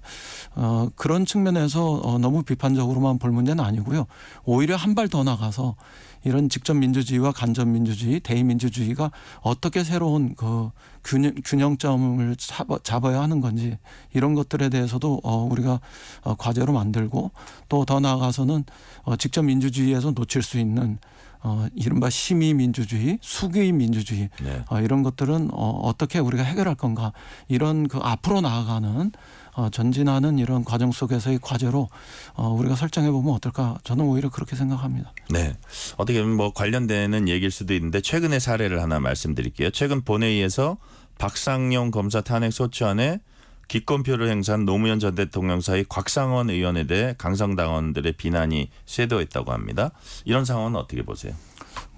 곽상원 의원도 그 지지자들이나 네. 당원들이 자신에게 왜 그런 그 비판을 하고 있는지 이런 것에 대해서 잘 이해하고 있을 거라고 생각합니다. 그리고 곽상원 그 의원의 마음 속에 당면한 검찰 개혁의 과제 이런 걸 놓고 주저하거나 머뭇거리거나 뭐 그런 의식이 있어서 그런 그 태도를 취했다고는 전혀 생각하지 않습니다.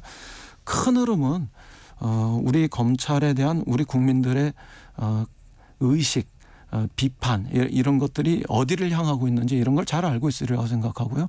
그런 측면에서 검찰 개혁은 함께 그런 마음을 가지고 있을 거라 이렇게 생각합니다. 자, 7718님이 이런 문자 주셨어요. 이인영 의원님, 여야가 화합의 길로 갈 수 있도록 나침반이 돼주세요. 이런 또 당부를 또 하셨습니다. 자, 당대표 경선 결과가 이제 어떻게 나올지 모르지만 최재성 전 청와대 정무수석은 김두관 전 의원이 20% 안팎으로 득표를 할 걸로 본다면서 일극체제에 균열을 낸다는 점에서 의미가 있다. 이렇게 이제 얘기를 했어요. 우리 이인영 의원님께서는 결과에 대한 전망, 이건 너무 어려운 질문인데 혹시 그러고 전망을 하게 되신다면 그 의미는 어떻게 갖고 계세요? 이게 서로 이렇게 팽팽하게 그 균형을 찾아가면은 국민적 관심이 훨씬 집중될 거고요. 저는 최소한 한 6대4 정도의 결과를 만들어내면 정말 좋겠다. 뭐 이렇게 늘 생각합니다. 그게 민주정당에서 내올 수 있는 최상의 최적의 그런 결과들이 아닐까 늘 그렇게 생각하는데요. 어떨지 좀 뭐 관심을 가지고 보겠습니다. 그런데 더 중요한 거는 그 결과가 8대2냐 6대4냐 5대5냐 이런 거보다 수치보다는 국민들이 바라볼 때 민주당은 어떤 가치와 노선을 견지하고 있어 무엇을 하려고 하는 정당이야 이런 것들이 보여지는 게 훨씬 더 중요하지 않을까 뭐 그렇게 생각합니다. 네. 그중에 뭐 특히 아까 먹고사니즘 뭐 이런 것들도 나왔습니다만 먹는 문제, 그다음에 아픈 문제, 또 잠자는 집의 문제, 그리고 일자리의 문제 이런 것과 관련해서 민주당 전당대회에서는 명쾌한 민생의 해답이 있더라. 이런 것들이 보여진다면 수권 정당으로서의 기대와 관심이 폭증하지 않을까 뭐 그렇게 생각합니다.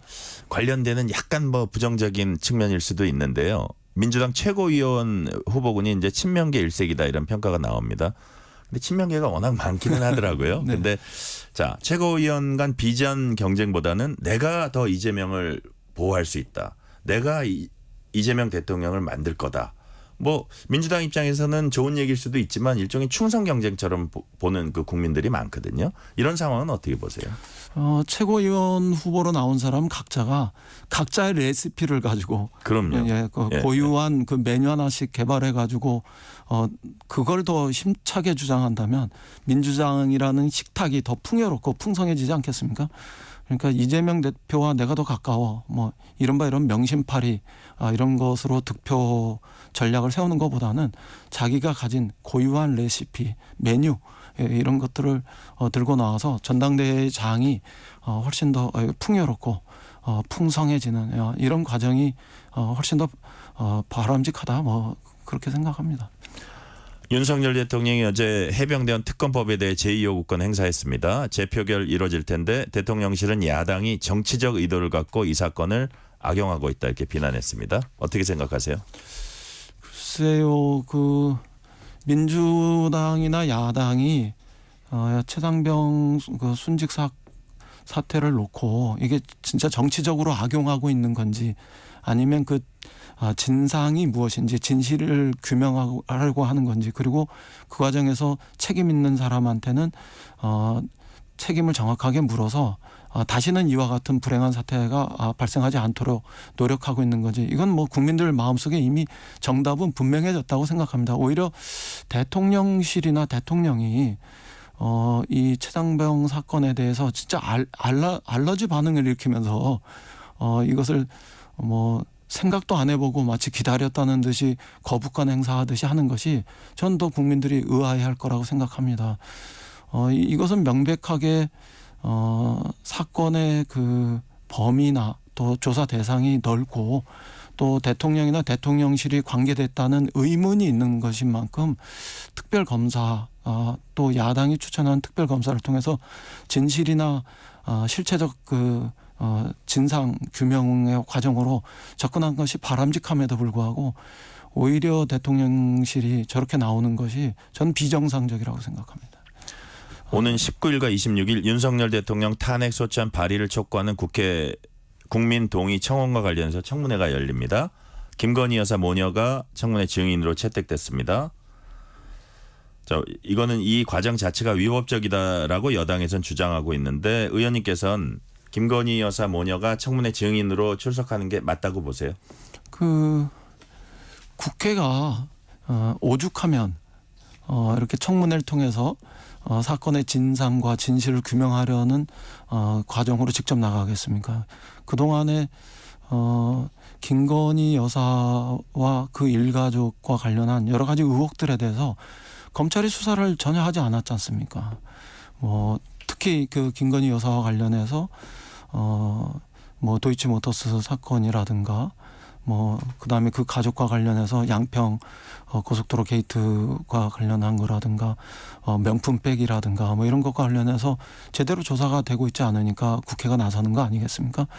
국민들이 알고 있는 수많은 그 의혹들에 대해서 진상을 규명하고 파악하는 일, 실체적 진실로 접근하는 일, 이런 건 국회의 또 다른 책무잖아요. 그러니까 그런 과정에서 필요하다면 이건 검찰이 늘 반복하게 해왔던 얘기입니다만 성역 없는 조사와 청문 과정들이 있어야 된다 이렇게 생각합니다. 국민의힘 전당대회에서 김건희 여사 문자 논란을 놓고 공방이 이어지고 있습니다. 이 논란의 본질은 뭐라고 보세요? 글쎄요, 좀 한심한 거 아닐까요? 그 윤심 경쟁, 윤심 팔이 이것도 모자라서 최근에는 이제 그 카톡 그 진실 그 규명의 장으로 집권 여당의 전당대회가 변질되고 있는데요. 집권 여당다운 그 비전과 어떤 그 가치 이런 논쟁이 아니라 이렇게 국민들이 볼 때 눈살 찌푸리는 이런 그 카톡놀이 이런 걸로 이렇게 변질된 부분들은 정말 국민의 걱정이 되고 우리 국가의 걱정거리가 되는 일이다 이렇게 비난하고 싶습니다. 자, 통일부 장관 지낸 의원님께 한반도 주변 정세에 관한 질문도 해보겠습니다. 먼저 좀 가벼운 질문으로 2017년부터 DMZ 통일 걷기 행사에 이제 참여해 오셨어요. 올해도 참여하세요? 네, 올해도 규모를 좀 간소하게 해서 그 길이 어느 정도 완성되고 있거든요. 그 완성되는 길에 숙박이라든가 휴식이라든가 이런 그들이 어떻게 가능한지 이런 것들을 좀 잘 조사하는 답사하는 이런 과정으로 걸어보려고 하고요. 그렇게 해서 일종의 가이드북 같은 걸 만들어서 영문판으로도 만들고 그렇게 해서 한국 사람 우리 국민이든 아니면 외국인이든 이 길을 평화의 마음으로 걷고 싶어 찾아온 사람들한테 좋은 길잡이가 될 수 있도록 그렇게 준비하라고 합니다. 그러면서도 동시에 지금 긴장이 높아지고 있잖아요. 그러니까 평화로 가야 된다 이런 그 외침도 곁들이고 싶고 남북이 이렇게 긴장을 높이지 말고 대화와 협상을 통해서 평화의 문을 열어라 이런 그 바람도 전달하고 싶습니다. 네네. 지금 아마 비슷한 대답을 지금 제가 하는 질문에도 하실 것 같은데 윤석열 대통령이 나토 정상회의 참석을 위해서 미국 방문하고 있습니다. 북한과 러시아가 군사 동맹 수준으로 관계를 격상하는 북러 조약을 체결한 상황에 대해 여러 국가들과 다양한 의견 이제 나눌 것으로 보이는데 이렇게 동북아 정세 긴박하게 돌아간 상황에서 대통령에게 좀 당부하고 싶으신 말씀이 있으면 짤막하게 좀 해주시죠. 강성 발언, 센 발언 이것으로 평화가 만들어지진 않습니다. 실제로 역발상으로 접근하셔서 튼튼한 안보 이런 것과 동시에 대화와 협상을 통해서 평화 그 자체를 만들어나가는 이런 노력도 동시에 했으면 좋겠다. 이런 조언을 하고 싶습니다. 네, 마지막으로 질문 하나 더 드릴게요. 최근 윤석열 대통령이 로이터 통신과 서면 인터뷰에서 한러 관계는 오롯이 러시아의 태도와 달려 있다. 러시아 태도에 달려 있다라면서 러시아는 남북한 중 어느 쪽이 자국에 더 중요하고 필요한 존재인지 잘 판단하기 바란다고 말했습니다. 대통령의 이 메시지는 어떻게 평가하십니까? 러시아에 대해서 대한민국의 대통령으로서 할 소리, 할 말 이런 걸 당당하게 하는 거 뭐 이런 건 또 필요할 수도 있는 일입니다. 그러나 다른 한편에서 이 판을 깨서는 안 됩니다. 러시아는 우리나라 10대 교역국의 하나이고 또 지경학적인 위치 이런 것들이 우리 그 북방 경제와 관련해서 차지하는 비중이 상당히 큽니다. 그런 측면에서 그 러시아와의 관계 이런 것들도 원만하게 잘 해결해 나가는 그런 지혜도 동시에 좀 보여줬으면 좋겠습니다. 센 바람만으로 한러 관계가 정상화되지는 않을 거라고 생각합니다. 네, 오늘은 여기까지 말씀 듣겠습니다. 이인영 민주당 의원이었습니다. 의원님 감사합니다. 네, 고맙습니다. 네. 실시간 교통정보 알아보겠습니다. 교통정보센터 이현 리포터 나와주세요. 네, 영암 순천고속도로 강진 부근입니다. 비가 내리고 있고요. 영암 쪽으로는 사고도 발생했습니다. 현재 소통은 1차로에서 가능하니까요. 앞을 잘 보면서 조심 운전하셔야겠습니다. 그리고 충청권을 지나는 호남선 지선 대전 방향입니다. 논산 부근에서 긴급 노면 보수 작업을 하고 있습니다. 퇴근 차량까지 합해지면서 6km 구간 지나기 답답해졌습니다. 수도권 상황 보고 있는데요. 많이 어렵진 않습니다. 서해안고속도로 서울 쪽으로는 매송 휴게소에서 용담터널 광명역에서 금천 쪽으로 막히고 있습니다. 평택 시흥고속도로 시흥 쪽으로는 송산 마도 부근부터 6km 구간 천천히 가고 있습니다. 서울시내 동부간선도로 의정부 방향 상계교까지는 어렵다고 보셔야겠습니다. KBS 교통정보센터였습니다.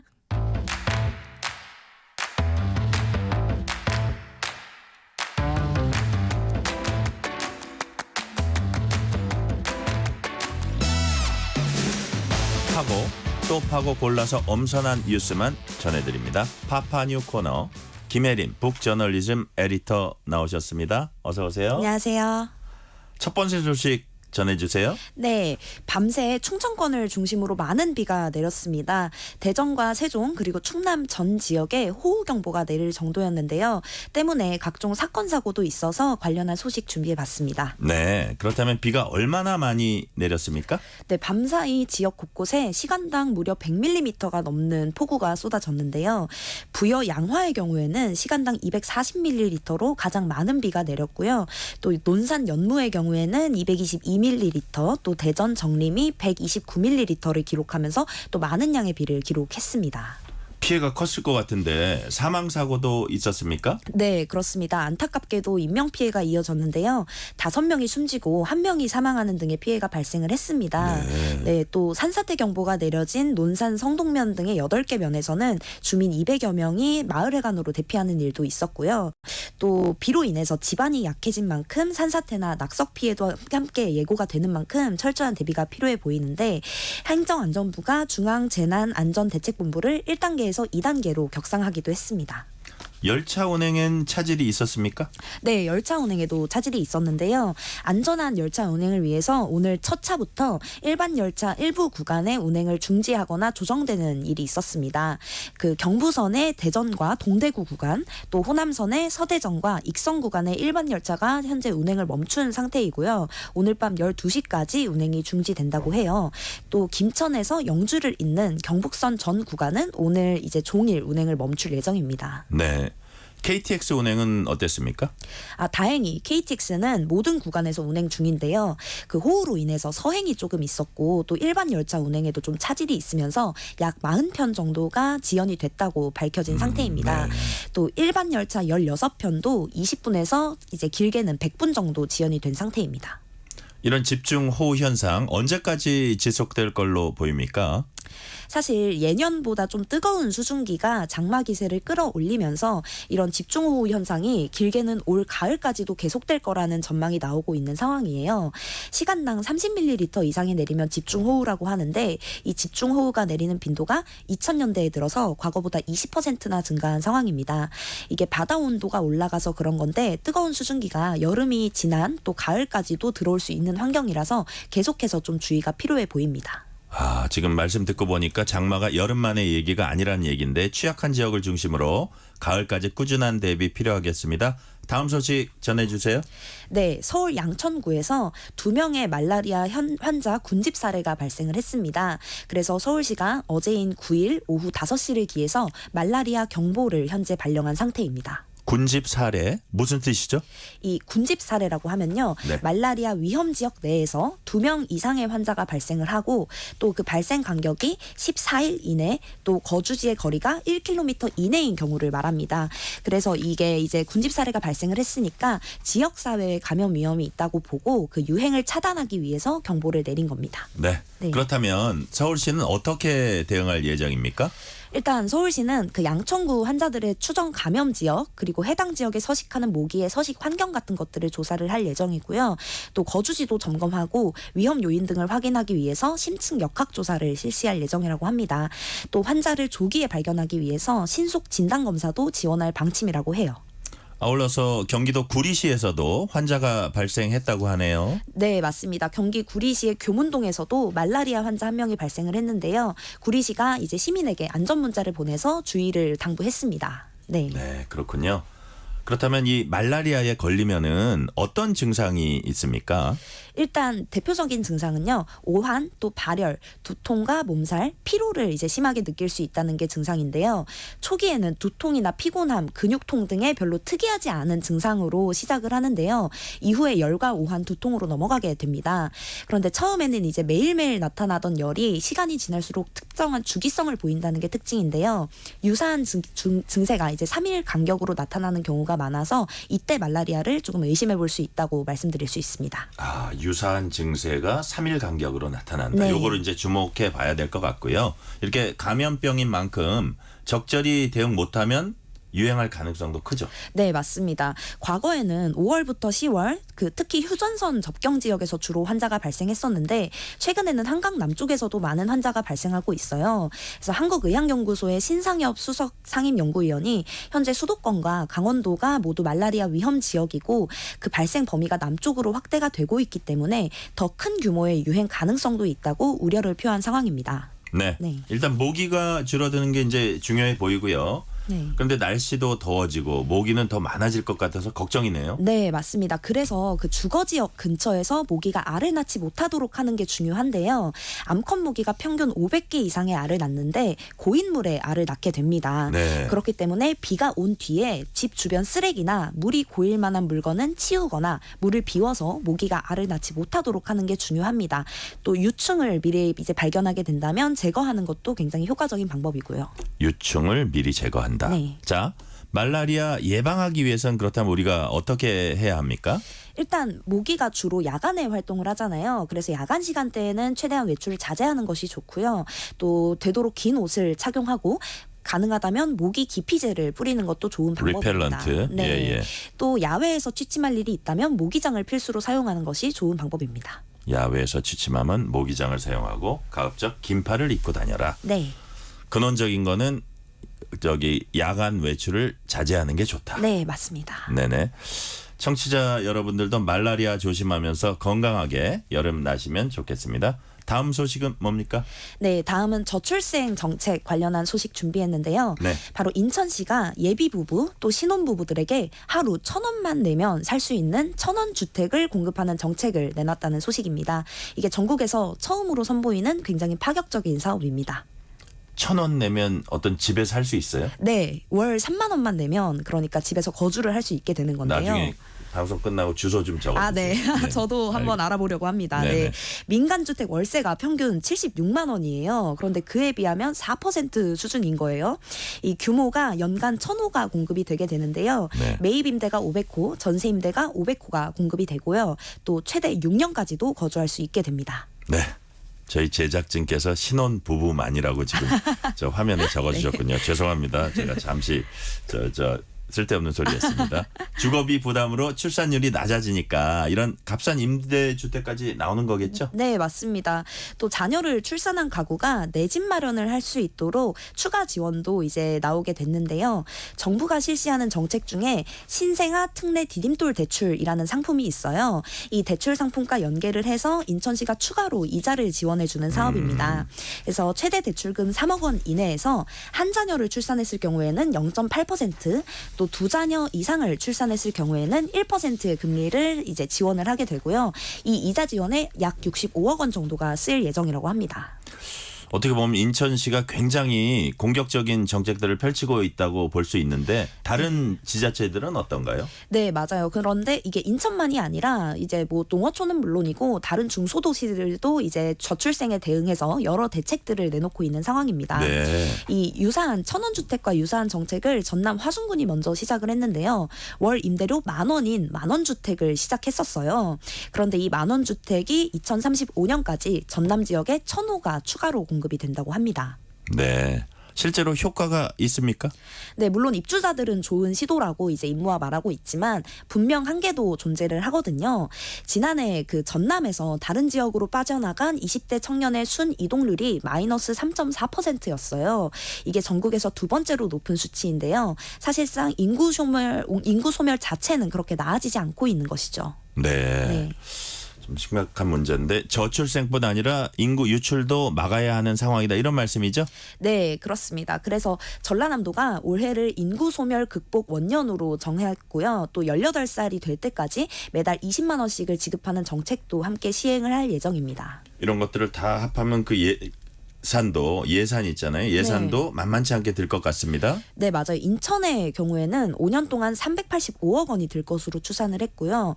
이 이후에는 매년 사업기간 졸업하는 사람이 있으니까 약 연 400억 원 정도로 유지가 될 것으로 봤어요. 그런데 일단 모든 사업비를 시 예산으로 충당을 하고 정부와는 추후 협의하는 과정으로 이제 진행을 밟기로 했습니다. 네. 이런 파격적인 대책들이 효과를 거둘 수 있을지 좀 더 지켜봐야겠습니다. 마지막 소식은 뭡니까? 네, 필리핀에서 한 먹방 유튜버가 심장마비로 숨지면서 논란이 되고 있다는 소식을 준비했습니다. 먹방 유튜버의 사망. 네. 일단 그 제목만 들어도 다소 충격적인 사건 아닌가 싶어요. 네, 맞습니다. 그 필리핀 남부 민다나오 섬에 사는 38살의 동즈 아파탄 씨였는데요.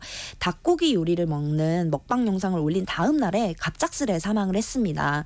이분이 뭐 소셜 네트워크 팔로워 수만 47만 명에 이르는 굉장한 유명인이었어요. 그래서 이 사망의 여파도 굉장히 큰 상황입니다. 야, 유명 먹방 유튜버군요. 네. 자, 그렇다면 사망 원인은 뭔가요? 네, 현지 매체들은 출혈성 뇌졸중 그리고 심장마비가 사망 원인이라고 전했는데요. 전문의는 아마 고기가 원인일 것이다라고 이야기를 했어요. 매일 많은 양의 고기나 음식을 먹으면서 뇌에 정맥이 막혀 또 이것이 뇌졸중으로 이어질 수 있다고 지적을 한 건데요. 그래서 필리핀 정부가 SNS 등에서 아예 먹방 콘텐츠를 금지하거나 먹방 콘텐츠를 유통하는 사이트를 차단하는 것까지 검토하기로 했습니다. 네, 많이 먹었다는 거네요. 네.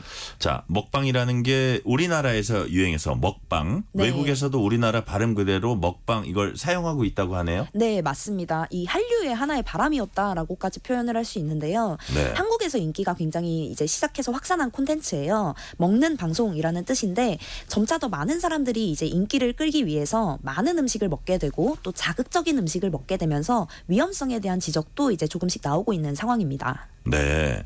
그렇다면 너무 많이 먹는 것이 당연히 몸에 좋지 않다는 거 우리 상식인데요. 네, 맞습니다. 근데 실제로 과식이 심근경색과 같은 좀 치명적인 심혈관 질환으로 이어질 수 있어요. 이제 과식을 하게 되면 위에 공급되는 혈액량은 늘리고 심장으로 들어가는 혈액량은 줄이기 때문인데요. 이렇게 되면 심근 허혈이 좀 빠르게 악화를 할 수 있습니다. 그래서 실제로 과식 후에 2시간 동안 심근경색 위험이 평소보다 4배, 1시간 안에는 10배로 치솟는다는 연구 결과도 있었던 상황입니다. 네. 네. 인기를 끌고 사람들 이목을 끌려다가 보니까 이렇게 많은 음식을 먹고 이러다가 또 사고가 난 게 아닌가 하는 생각도 드네요. 네, 맞습니다. 그래서 필리핀의 보건장관도 유사한 지점을 지적했어요. 먹방 유튜버들이 사람들이 모두가 대식가처럼 먹도록 만들고 있다. 과식은 건강하지 않고 이런 건강하지 않은 행태를 홍보하는 것, 즉 공중보건에 위험이 되는 것을 통해서 돈을 버는 것은 막아야 한다고 입장을 밝혔습니다. 심지어는 뭐 음식 포르노, 푸드 포르노라는 표현까지 사용하면서 굉장히 경각심을 가져야 한다고 이제 목소리를 높여서 주장했습니다. 네. 9407님이 매일 퇴근길에 운전하면서 잘 듣고 있어요. 힘 빼고 듣기만 해도 알기 쉽게 설명해 주시니 재미있는 스몰 토크 소재가 많이 생기네요. 우리 김혜림 에디터님 칭찬해 준 것 같고. 감사합니다. 자, 그렇다면 먹방이 과도한 음식 섭취를 유도하는 건 아닌지 한번 되돌아볼 필요가 있을 것 같아요. 네, 맞습니다. 이게 또 한국과도 멀지 않은 이야기잖아요. 그러니까 지나치게 자극적인 먹방 콘텐츠에 대한 좀 자중의 목소리도 함께 필요해 보입니다. 네. 여기까지 말씀 듣겠습니다. 지금까지 김혜림 북저널리즘 에디터였습니다. 김혜림 에디터, 이 코너 오늘 마지막 방송입니다. 네. 그동안 수고 많았습니다. 감사합니다. 앞으로 더욱더 좋은 일 많기를 바랍니다. 네, 감사합니다.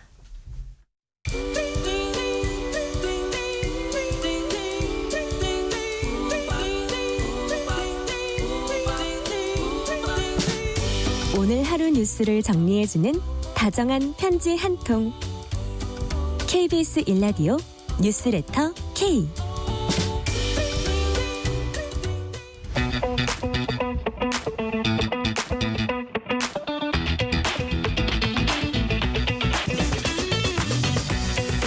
알면 독이 아니라 득이 되는 법 이야기. 법이 든 성배.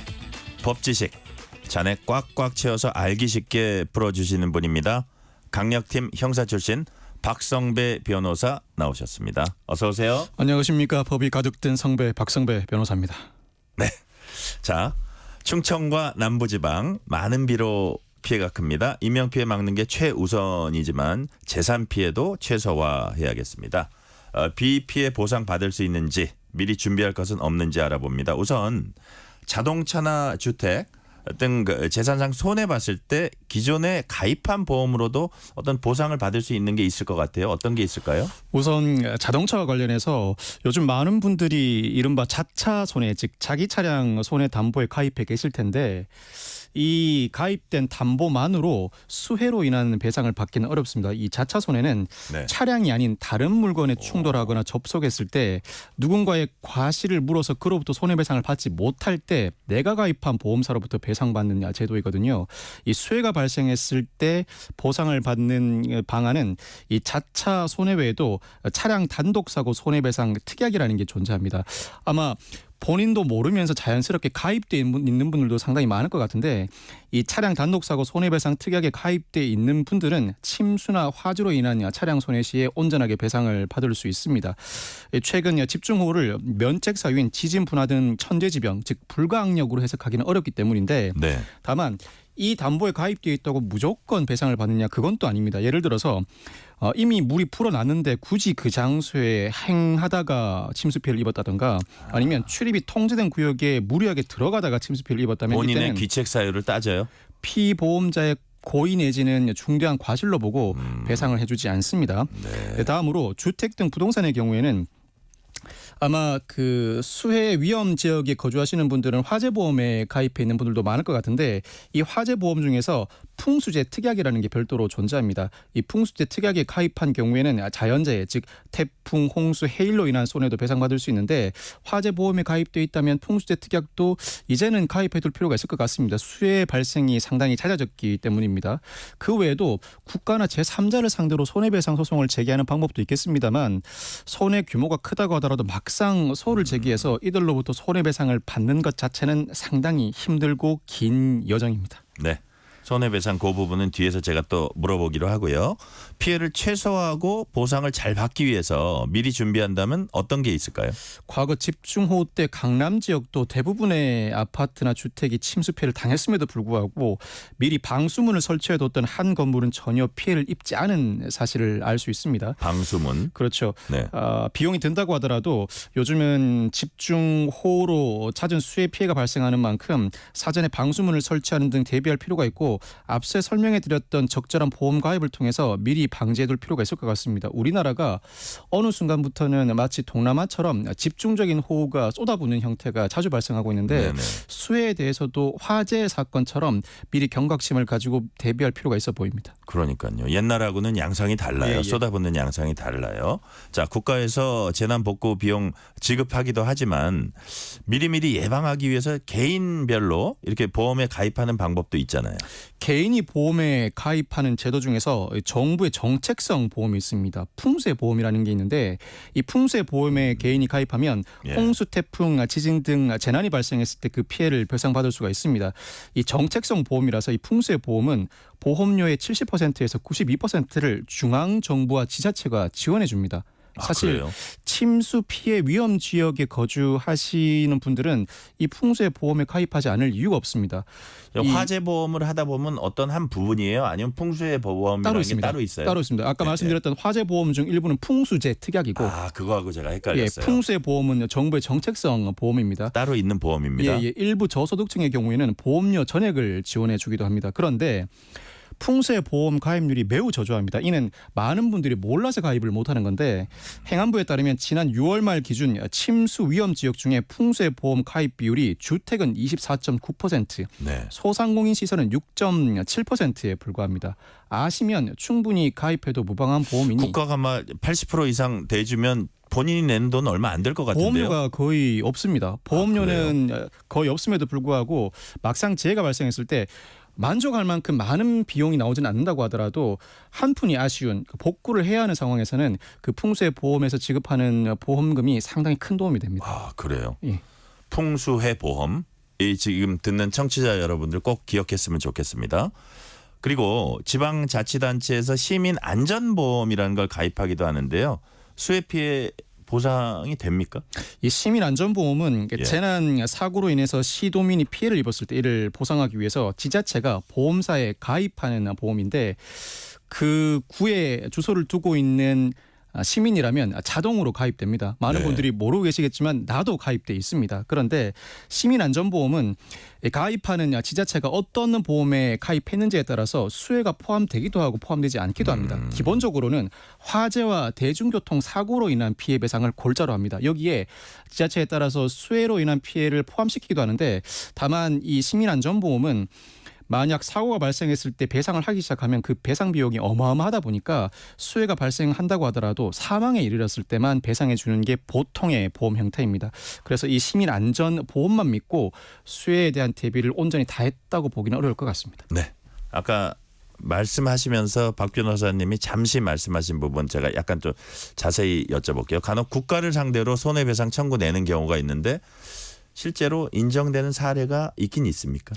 있기는 있습니다. 그런데 아주 미미해요. 원고 입장에서는 네. 쉽지가 않습니다. 네. 이 국가배상법에 영조물 책임이라는 것이 있습니다. 영조물 책임은 이 국가가 설치한 각종 영조물 설치 관리 하자로 인해서 누군가에게 손해를 입혔을 때 그 피해를 배상해주는 제도인데, 자, 집중호우가 발생했다. 국가가 배상을 해주어야 하는가 사안에 따라 갈리고, 기본적으로 피해를 입은 원고 측에서는 과거에 동일 사고가 있었음에도 불구하고 국가가 적절한 조치를 취하지 않았다든가, 자, 상당 부분 비가 와서 통행에 상당한 어려움이 발생했음에도 불구하고 시간이 꽤 지났는데도 아무런 조치를 취하지 않는다. 이 정도면 국가가 영조물 책임을 부담합니다. 실제로 이와 관련된 판례들도 여럿 있습니다. 그렇지만 네. 통상적으로는 국가나 지자체가 항변하기를 너무나 집중적으로 쏟아부은 비였다. 우리 입장에서도 대비하는 데 한계가 있었다거나, 침수 피해가 발생하긴 했었습니다만 내가 조치를 취하기까지 시간적 간격이 너무나 짧았다. 이와 같은 항변을 하는 경우가 많고, 이 항변이 받아들여지는 경우도 많거든요. 그래서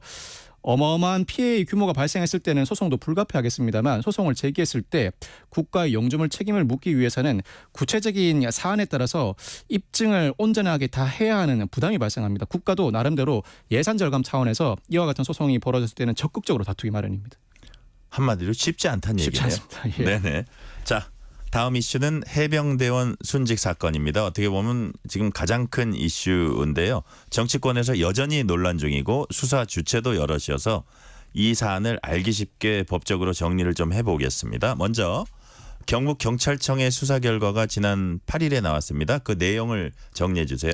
이 경찰이 무엇보다 큰 관심의 대상이던 임성근 전 해병대 사단장을 업무상 과실치사 직권남용 혐의 전부 인정되지 않는다는 취지로 불송치 결정했습니다. 그리고 해병대 1사단 7여단장 등 6명에 대해서 업무상 과실치사 혐의가 인정된다는 취지로 송치했는데, 이 사고의 원인을 분석해 본 결과 근본적으로 회의 결과를 정확히 설명하고 지시하지 않음으로 인해서 제11포병대대장이 임의로 수색 지침을 변경한 것이 근본적인 원인이라는 결론에 이르렀습니다. 즉 종래 지침은 장화 높이까지만 수색하라는 지침이었는데 네. 허리 높이 수중 수색을 하도록 오인하게 지시를 내리고 말았고 이로 인해서 최수근 상병이 사망에 이르렀다는 것이 근본적인 원인이라는 분석입니다. 이 과정에서 사실 임성근 전 사단장은 이 제11포병 대대장과 직접 소통, 지시하는 관계가 아니었고 임의로 수색 지침이 변경될 것을 예상할 수 없었으므로 최상병 사망과의 인과관계가 인정되지 않는다는 취지로 전부 무혐의 결정이 내려졌습니다. 뿐만 아니라 임성근 전 사단장의 직권남용 혐의와 관련해서는 직권남용에 해당하지 않는다. 그 이유가 임성근 전 사단장은 이 작전에 작전 통제권이 없고 수색작전 관련 지시는 월권 행위에 불과하지 직권남용에는 해당하지 않는다는 취지였습니다. 월권 직권남용은 좀 이따 제가 질문 드리고요. 자, 8026님이 아까 앞에 주제이긴 한데 소개해드리겠습니다. 8026님이 전북 군산입니다. 폭우로 집 마당에 물이 차서 속상했는데 뉴스레터 K 들으면서 위로받습니다. 많은 지식 잘 듣고 있습니다. 감사합니다. 8026님. 자, 다음 질문 드릴게요. 다른 사람보다 임성근 전 사단장에 대한 법적 판단에 관심이 쏠리고 있어요. 그 이유가 뭡니까? 임 전 사단장에 대해서는 두 가지 갈래로 수사가 진행 중입니다. 기본적으로 최수근 상병 사망 원인에 대한 수사는 경찰이 맡고 있고 수사 외압 의혹은 공수처가 맡고 있는데 임성근 전 사단장에 대해서는 경찰에서 진행하는 업무상 과실치사 혐의 외에도 네. 별도로 고발이 이루어져서 직권남용 혐의에 대해서도 경찰 수사가 동시에 이루어지고 있었습니다. 직권남용 혐의가 인정되기 시작하면 그 윗선을 파헤칠 수밖에 없고 그 과정에서 각종 수사 외압 논란이 불거져 현재 야당이 추진하고 있는 특검법에 상당한 힘이 실릴 수밖에 없죠. 이 논란 자체가 정치권의 뜨거운 쟁점으로 떠오른 상황이어서 경찰과 공수처의 수사 결과가 큰 주목을 받고 있습니다. 네. 자, 임성근 전 사단장에 대한 불송치 경찰은 수사 심의 의견을 참고했다고 했는데 수사 심의 어떤 조직입니까? 이건 짤막하게 좀 설명해 주세요. 수사심의위원회는 외부 전문가의 의견을 듣는 절차인데 통상 경찰이 수사 결론을 냈다고 하더라도 내부적으로 의견이 엇갈리거나 일정한 결론이 내려졌다고 하더라도 국민 법감정에 반할 때 수사심의에 붙여서 그 의견을 들어봅니다. 통상 수사심의의 의견은 경찰이 따르는 것이 통례입니다. 네. 자, 아까 이제 잠깐 말씀하신 부분인데요.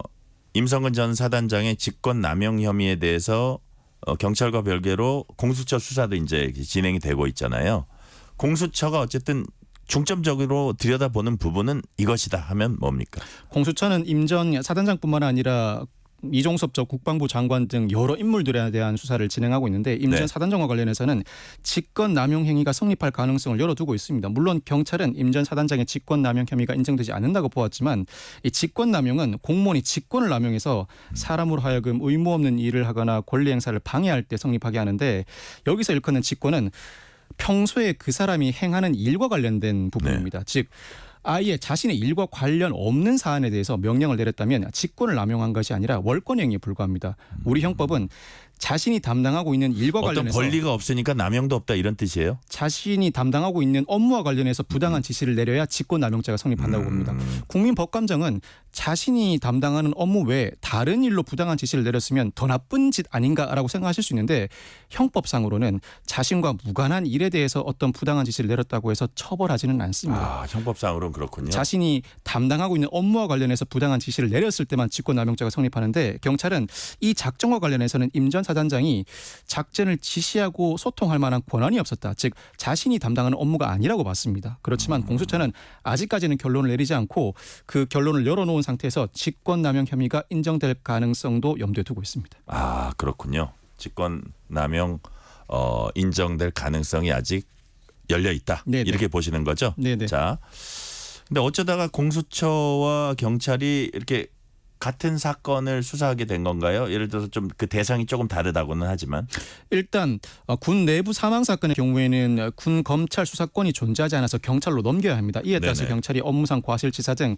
최수근 상병 사망 원인에 대한 수사를 진행하고 있습니다. 그런데 공수처는 일정 직급 이상의 공무원들에 대한 직권남용 혐의 등을 수사하는 기관인데 관련 고발이 이어지면서 임성근 전 사단장뿐만 아니라 이종섭 전 국방부 장관 심지어 대통령까지 수사 대상에 올라 있습니다. 없습니다. 이에 따라서 두 기관의 역할이 다르다 보니 두 기관이 동시에 수사를 진행하게 됐고 큰 갈래는 경찰은 업무상 과실치사, 공수처는 직권남용입니다만 수사하는 과정에서 일부 혼선이 빚어지기도 합니다.